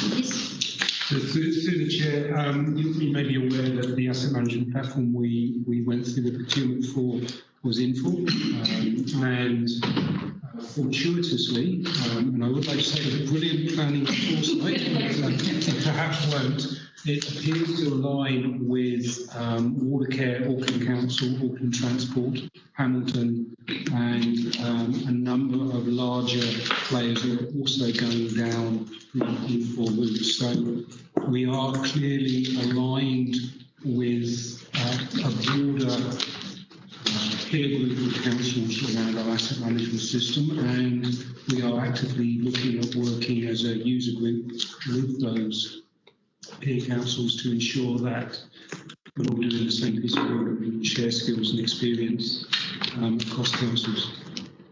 Excellent. Sorry, that was just the point about not just asset management, which obviously Ed is all over, but the spatial planning that we're having a workshop on the 15th. So I'll be bringing that up again about who we choose to do that, as we haven't done it, and we do a backlog of work in that respect compared to the other northern councils in the rest of New Zealand who mostly already have spatial plans. Yeah, I just note the context of that, which I know you appreciate, is that the RMA has got involves 3 new acts, and one is the Strategic Planning Act, and it's all about spatial planning at a regional level. So we've got a balancing act between how much work we do on something that may be surpassed in rather short order by a more regional approach to spatial planning. That doesn't mean it's nothing's going to happen, but it is quite a dominant feature of the Could I just add to that, Sean, if I may?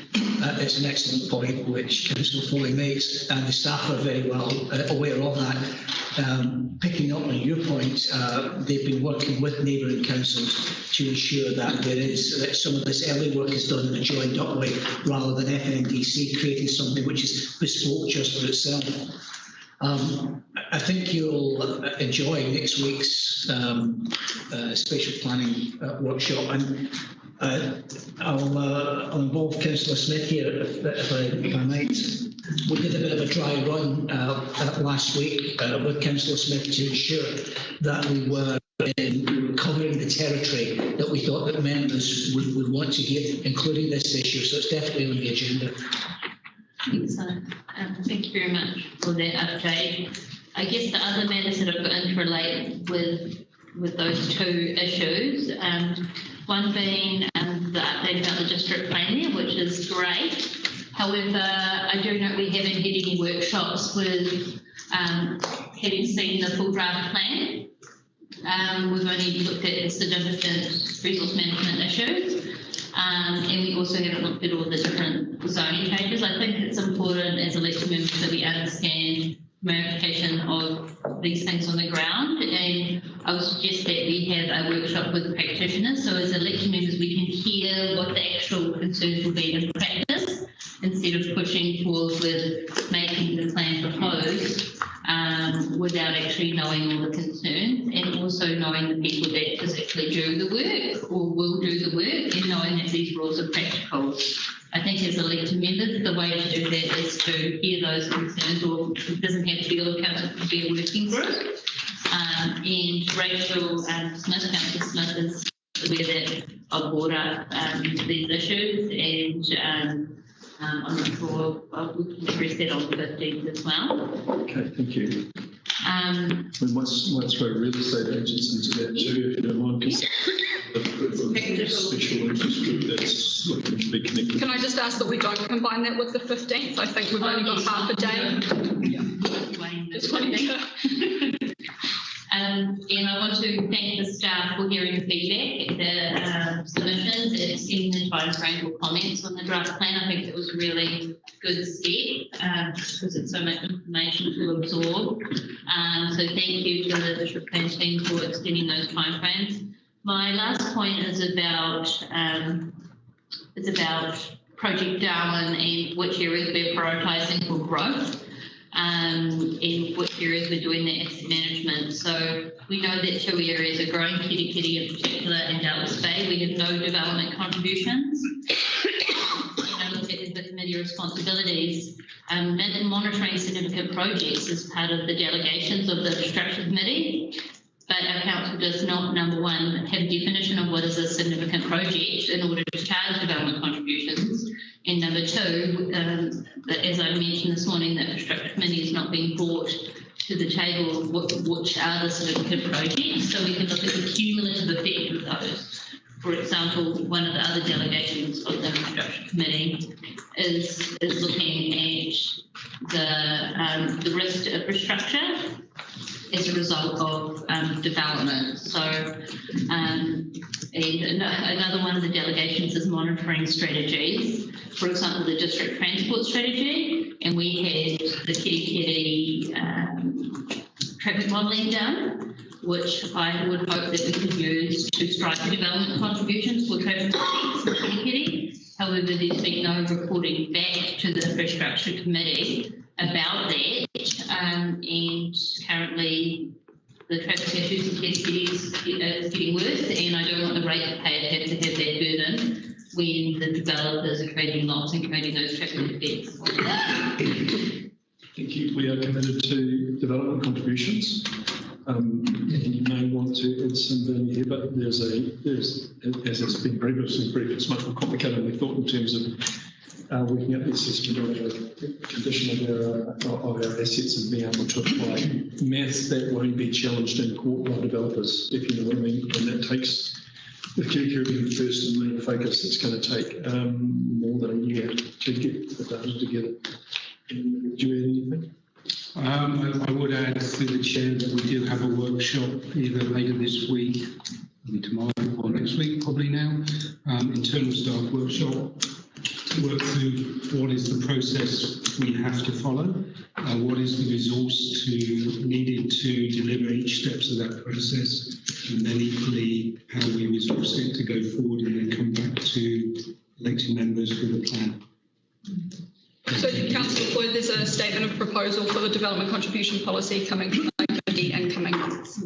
Thank you. And I'd just like to finish with the change of Three Waters, that transport and traffic modelling for Kitty should be the priority for striking a development contribution, because the Three Waters development contribution will be charged by the new regional institute, which will be also in charge of growth for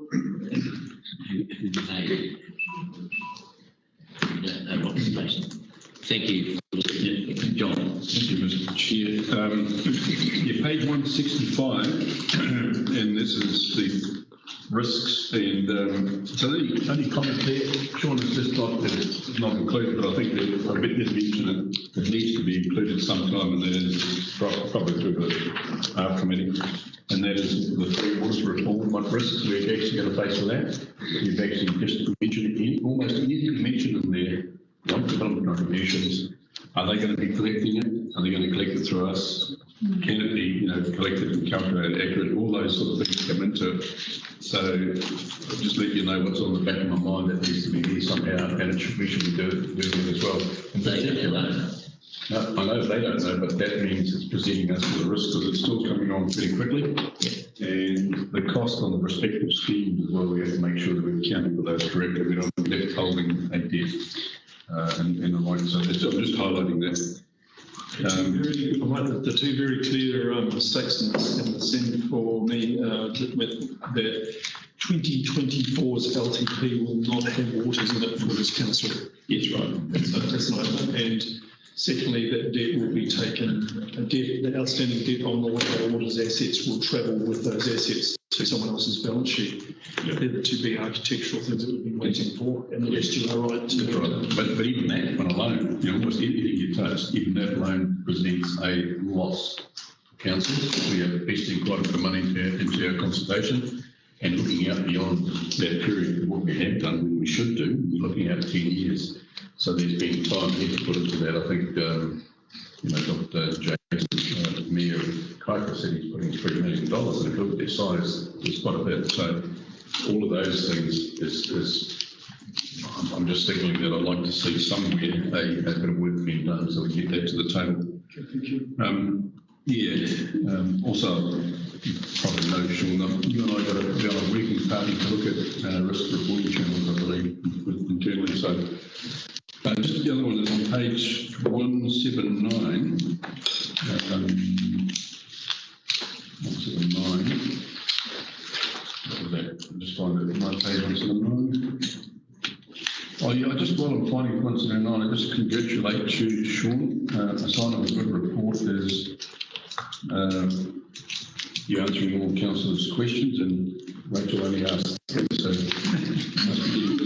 I'm glad I could become a benchmark. yeah. On 179, I just noticed there the building applications received big drops. It just sort of went south in March. Is that being turned around? It just seems that given the demand for buildings and that bit of a crisis, it just seemed a bit of an odd one out, given that last year it was sort of, this time of year drops a bit, but then it sort of starts picking up. So I just noticed that that's quite a significant drop, almost down to zero. Mr. Mayor, the reporting period is January, February, so the graph shows a rapid decline, only because at the time of extracting this graphic representation, we were in the early part of March. You didn't have to figure it out. And obviously it builds through the month, and then it's thank you for that. The month. It just seemed rather odd, and I thought, what is this doing? This is supporting the future. Yes. Great, thank you. That's my questions. The only 10 questions.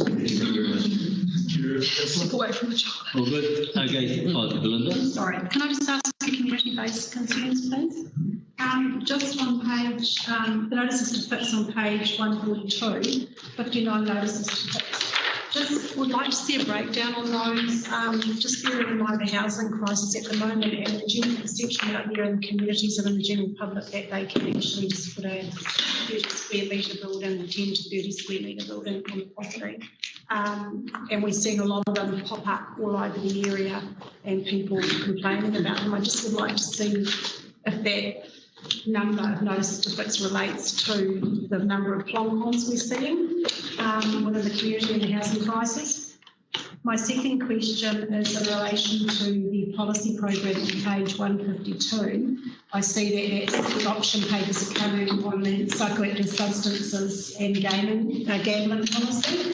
These are two very hot topics in the community-based problems and issues, and I just wonder what the process is with that policy as to whether or not the chairs and community boards will have an opportunity to have a comment on that policy. Thank you. Can I ask Dean if he's able to talk about plonk-ons, which may become an official council term? Through you, Mr. Mayor, I don't have the breakdown of the notices to fix. What I can say is that through the Regulatory Compliance Committee, we've been asked to look at ways of representing that by area, by ward, and drill down. We're not able to do that just yet. I can't answer the question right now. What I can say is that the building compliance area is big. There's a lot of non-compliant work going on in the district, and where it's reported, we can't be everywhere in this very large district, but where we do investigate, we find time and time again that people are doing work that's non-compliant, sometimes without consent, and sometimes the work is just not done to standard, so something has to be fixed or addressed, and that's where the notice is to fix. That's what drives it. Can you take that on advice then, and we'll get back to you about a bit of a breakdown of that number? Is that what you're after, Melanie? Yes. Yeah, I'm just not sure whether or not it's a case of us having to educate our communities that you can't just put these relocatable buildings. Most of them, but yeah, there's a lot of it happening. Will wanted to make comment. Thank you, Your Worship. On the psychoactive substances policy, that's going to the next strategy and policy committee. It's been drafted already, but I'd be happy for the report author or I to have a look with you offline. That would help. Right, Thanks. Jen wanted to make comment. Yes, I wasn't actually going to make a comment. Something Councillor Foy's wanted me to make a comment, and that's the Kerry Road modelling. I've been privileged to be given a copy of the findings of that, and it's been sitting on my desk, and I'm going to suggest it's been sitting on my desk for about 8 months. And I was asked to respect confidentiality in regard to the findings, and that I was given an advance copy because of my portfolio holding, that it was going to be workshopped with my colleagues. And I still have no visibility on where or when that is going to be workshopped with my colleagues. And as I've sat here and I've listened to a whole bunch of things that, like Councillor Smith is really all over strategy, and we've asked questions about bylaws, and it's just got me sitting here thinking what we probably need is a forward work program that's visible to elected members that identifies all of these different things and when we can expect to see them pop up on our meeting calendar. And that might go a long way to giving us some government comfort that someone's actually working on them. And then if we don't see them there, we could say, dear Mr. Chief Executive, why am I not seeing the psychoactive substances policy appearing, or why am I not seeing a workshop on traffic modelling, and how does that line in? Because Rachel's clearly expecting a paper on development contribution, something to start the conversation, if I've understood that correctly. And yet over here, I'm sitting here thinking, well, I've got all the supporting data that's going to inform that. We haven't even workshopped that yet. So in my mind, there's a wee disconnect. And I'm making this up as I'm going along, and I'm probably rambling and not making a lot of sense. And I apologise for that. But I've just got me sitting here thinking there's something missing here. And this is all really, really nice. But I want to know where we're going. And another example I can give you is the Bay of Islands Sports Hub. I don't see that anybody's got it on their agenda anywhere. What happens when the Provincial Growth Fund money project component is expensed? And that'll be shortly because the chainsaws start tomorrow. What's the next step?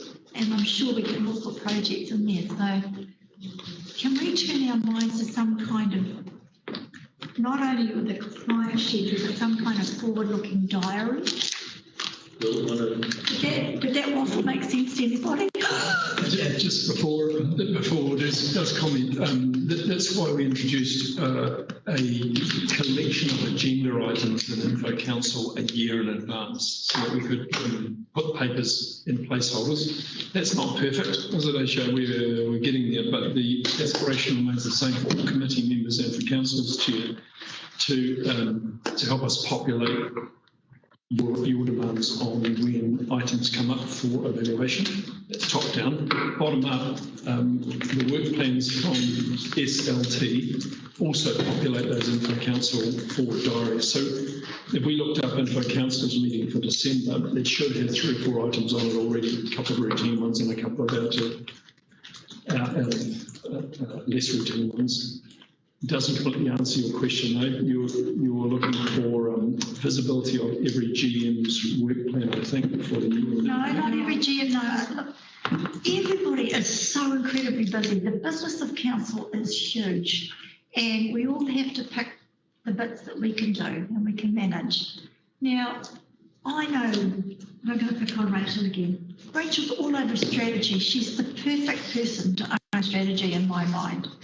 And she can tell you where everything is going. But interlinked to strategy is the work that Felicity needs to be all over in regard to the 30-year infrastructure strategy, the work Dave is doing in regard to climate change, the work John Usich is doing in regard to risk, the work I'm doing in regard to roading. And I might not know that something I have is critical to the work that Rachel is doing, or vice versa, and how they all slot into each other. So what I think we need is just like a big calendar that says where everything fits in. And then we could have conversations amongst ourselves. So, for example, I could say, hey, Rachel, I know you're working on a development contribution policy. Do you know that I'm sitting over here working on the roading plan? This is going to inform it. How do we ensure the two are speaking to each other? Thank you. I get that. Will, did you want to come in? Thank you. I'm going to give the Chief Executive the credit for this. And I think it was Sean who said this, shared this phrase with me, the strategy of strategies, which is a summary document of the key issues. I don't see Sean nodding at me, maybe Councillor Smith, but it certainly wasn't me. But it's a good phrase, and in many organisations, bigger councils, the corporate planning team provide exactly what the Deputy Mayor has just outlined, which is a sort of calendar, which are the key policies, some of which elected members have asked for, but also things like bylaws about to fall out and that need work on, and it provides elected members with the ability to be a bit more joined up. And that's perhaps something with the Chief Executive's agreement that we could seek to develop. Sounds good, Will. Thank you for the input. That's great. All right. Thank you, Belinda. Yeah, and just following on from what Anne said, because you get where I'm coming from with the bylaws side of it. There's a holistic link there on our level, at community board level. And I think a classic here, as I'm reading on page 169, the events management solution. Well, that's great having an events management solution and speeding up how people get licences and permits, but we don't know when the licences are coming up. Our board has actually passed a resolution to ask for renewals and applications for licences and permits. If there's an event happening, unless we fund or contribute towards funding that event, we don't know what's happening.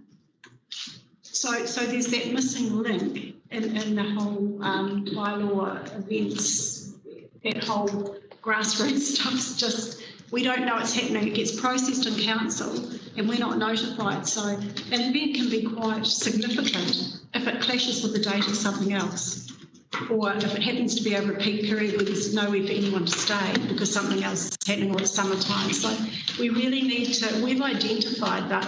It's just, I guess I'm expressing my frustration of knowing where those missing links are at our tier and not being able to get the information from the next level up to tell us and inform us, because we're not making all those decisions. We need to be informed to inform our communities. So we see it as simple, but it's actually really important. All right, well, thank you very much. That's been a useful discussion.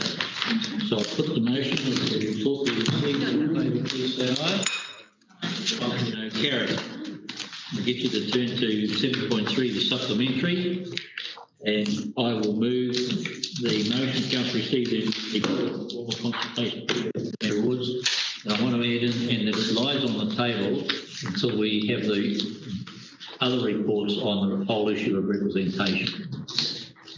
Do I have a seconder, please? Thank you, John.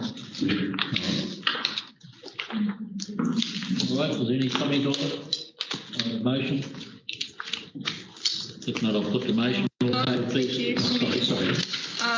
Just on the motion, not on the report. The amendment? On the, yeah. I'd just like to point out that at the last council meeting, this council put 2 resolutions in place. One was in regard to Māori representation, and it had a date and promise of this report coming back to us today, which has been met. The separate resolution around community participation was a separate resolution without date and promise. I would like to keep them as two separate issues, please, so I'm against the amendment. Oh, okay, so so when do you want a discussion on what are you saying, that there has to be a separate motion on the Maori Ward? Yes, I would like for there to be a separate motion. What do you vote?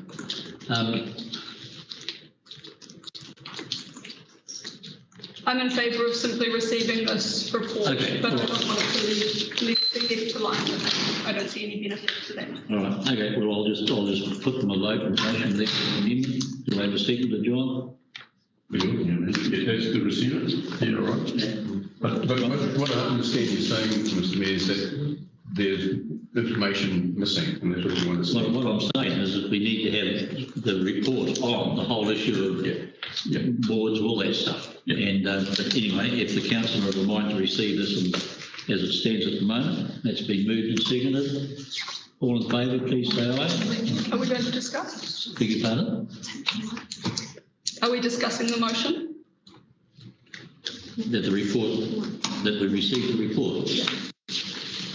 Are we going to discuss the report at all? No, the motion is that we receive the report. Any other information report, with all due respect, Your Worship, we would discuss, even if it's an information report. I'd like the opportunity to discuss. All right, there you go. Okay, thank you. The first point I want to make is that this is about representation, not about participation, and those are two separate things. We've had that conversation right through. So this is about representation. I really want to acknowledge the significant number of people that participated in this process, not only through the survey, but the ones who are willing to come and have conversations with us on the street, at barbecues. I had some really great open-minded conversations with people, some really surprising conversations, if I'm entirely honest. And while my vote for Māori wards at the time took a lot of bravery and courage to make, I feel really backed up in that decision now following this process. So I'm really grateful that we were able to, with our community. I really just wanted to take the opportunity also to acknowledge all the councils across the country who have paid respect to the work of the Minister since she put the amendment in place and have voted to work in partnership with Māori and establish Māori wards, including Palmerston North City Council and Taranaki Regional Council. Just this week have voted to establish Māori wards. And really just wanted to highlight and celebrate how great it is to see that 81.76% of people who participated in the survey were in support of Māori wards. So really just wanted to conclude with that. Thank you. Thank you very much. Firstly, you want to make a comment? Want to make a comment? Thank you. I thought we were going to Felicity. Thank you, Mika. I understand that this is going, we can accept this, and this is also going to inform our wider representation review, which is what you were suggesting, leaving it to lie on the table. So I think we can accept it, and it can still feed into that, though, at least. Just to echo what Councillor Smith has said, it's really great to see that there were 499 people in our district who wanted to be back on this. And it's great to see the statistical breakdown there.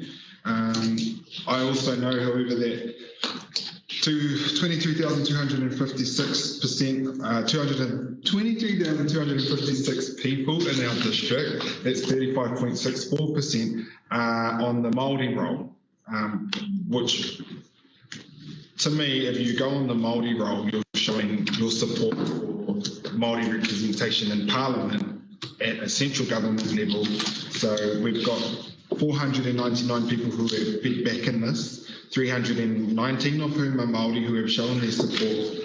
We know that that number is significantly greater, but still a minority because that's only 35.64% of our electoral population.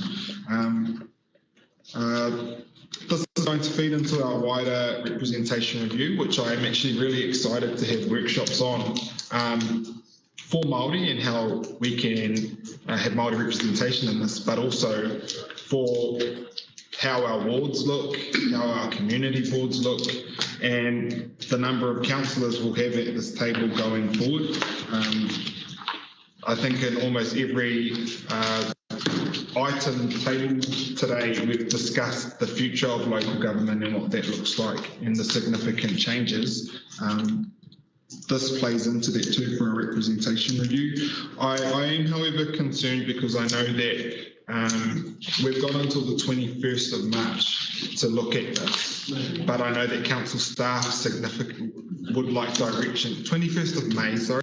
Council staff also do need some signalling in terms of what our representation review looks like. So I think I would like to maybe hear from them, or I know we've got a number of council meetings before then, how the timeline plays out in terms of all of this too, because I don't want our council staff to be stressed out following this in terms of what the next steps are for our review, especially so for the Māori Waters discussions. Other than that, I'm happy to receive this report and to thank staff on taking our feedback at our last meeting, going out and this is a real celebration, not just for the kaupapa, but the fact that we've got 499 people who gave feedback on something. That's really cool.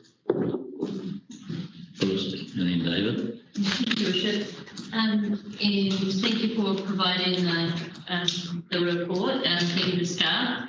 I just want to highlight that I was disappointed that we seem to be, well, I know it's a separate issue under law, participation and representation. However, I was also surprised that the community weren't aware that it made a significant change to how they could vote. For example, if we introduce Māori laws that they could only vote for one person instead of 3 people, or the opposite if you're in the general role that you can only vote for 2 people instead of 3 people. I feel that a lot of people had misconceptions about what the result of Māori awards would be in terms of the physical way that people voted or the number of people, or if that was going to represent their iwi or their hapu. So I think that it's great that we're extending that now to be also including participation, and I'd like the staff as well to provide the information about the cost of having, for example, iwi appointed representatives on council and knowing that cost for our long-term plan or standing committees.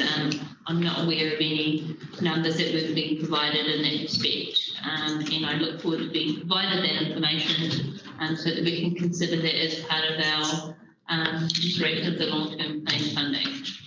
Thank you. No. Yeah, just briefly to say, I appreciate getting sort of the raw data, which was really interesting in terms of location, whether or not people identify as Māori.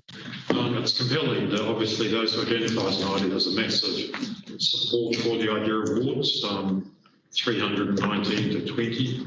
And interestingly, those who do not identify as Māori, there's also a clear majority there in favour of wards. So as I say, the numbers were interesting.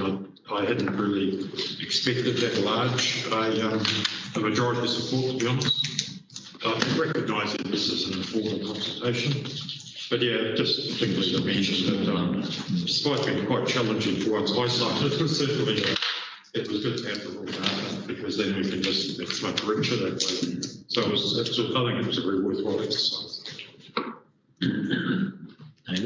Yeah, it's probably the results of that consultation probably are very encouraging for Mary Woods. For me, I still need to see bigger representation of opinion, I suppose, to advance that from my own personal point of view. Thank you. I just make the point that what's disappointed me with all this is that we're just focusing on one very narrow aspect. And I think there's a whole lot of options that we have from a representation point of view, and there's plenty of examples around the nation where that can happen. And I've asked Sean to make sure that any paper we give us all those options and all that range of options that are out there, so that we can have a full discussion, including, as Felicity has said, making sure that the community actually understands. What I want to see is a well-informed community. I'm not against Mary Wards, but what I do want to say is make sure that everybody understands what it means, what impact it will have, and what it's going to do. And at the moment, in my view, there isn't enough information around to tell our community that. Sean, you want to make a comment? No, thanks, Sure. You said. You did. No, I was just going to answer Councillor Foy's question, but I think she's put it on the book. We'll take note of that. Okay. All good? I'll put the Yeah, I agree with Mayor Carter, that's good for the community. This is important. Thank you, Matty. Appreciate that. All right. Thank you all. I will put the motion that the report received informed consultation feedback on Mary Ward. All in favour, please say aye. Aye. Contrary, no. Carried. There will be further discussions as we go forward, I can assure you. Thank you all very much. Now we come to into committee. So I will ask to turn off the switches. I'll move that we go into committee. You have a second, please. All in favour, please say aye. Thank you, Chair. Sean had to excuse himself because he brought us another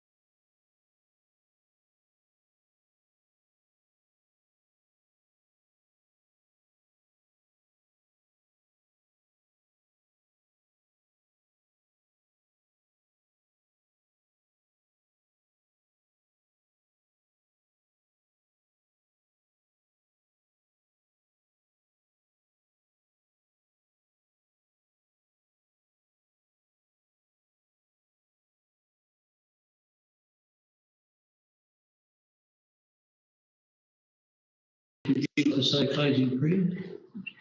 Well,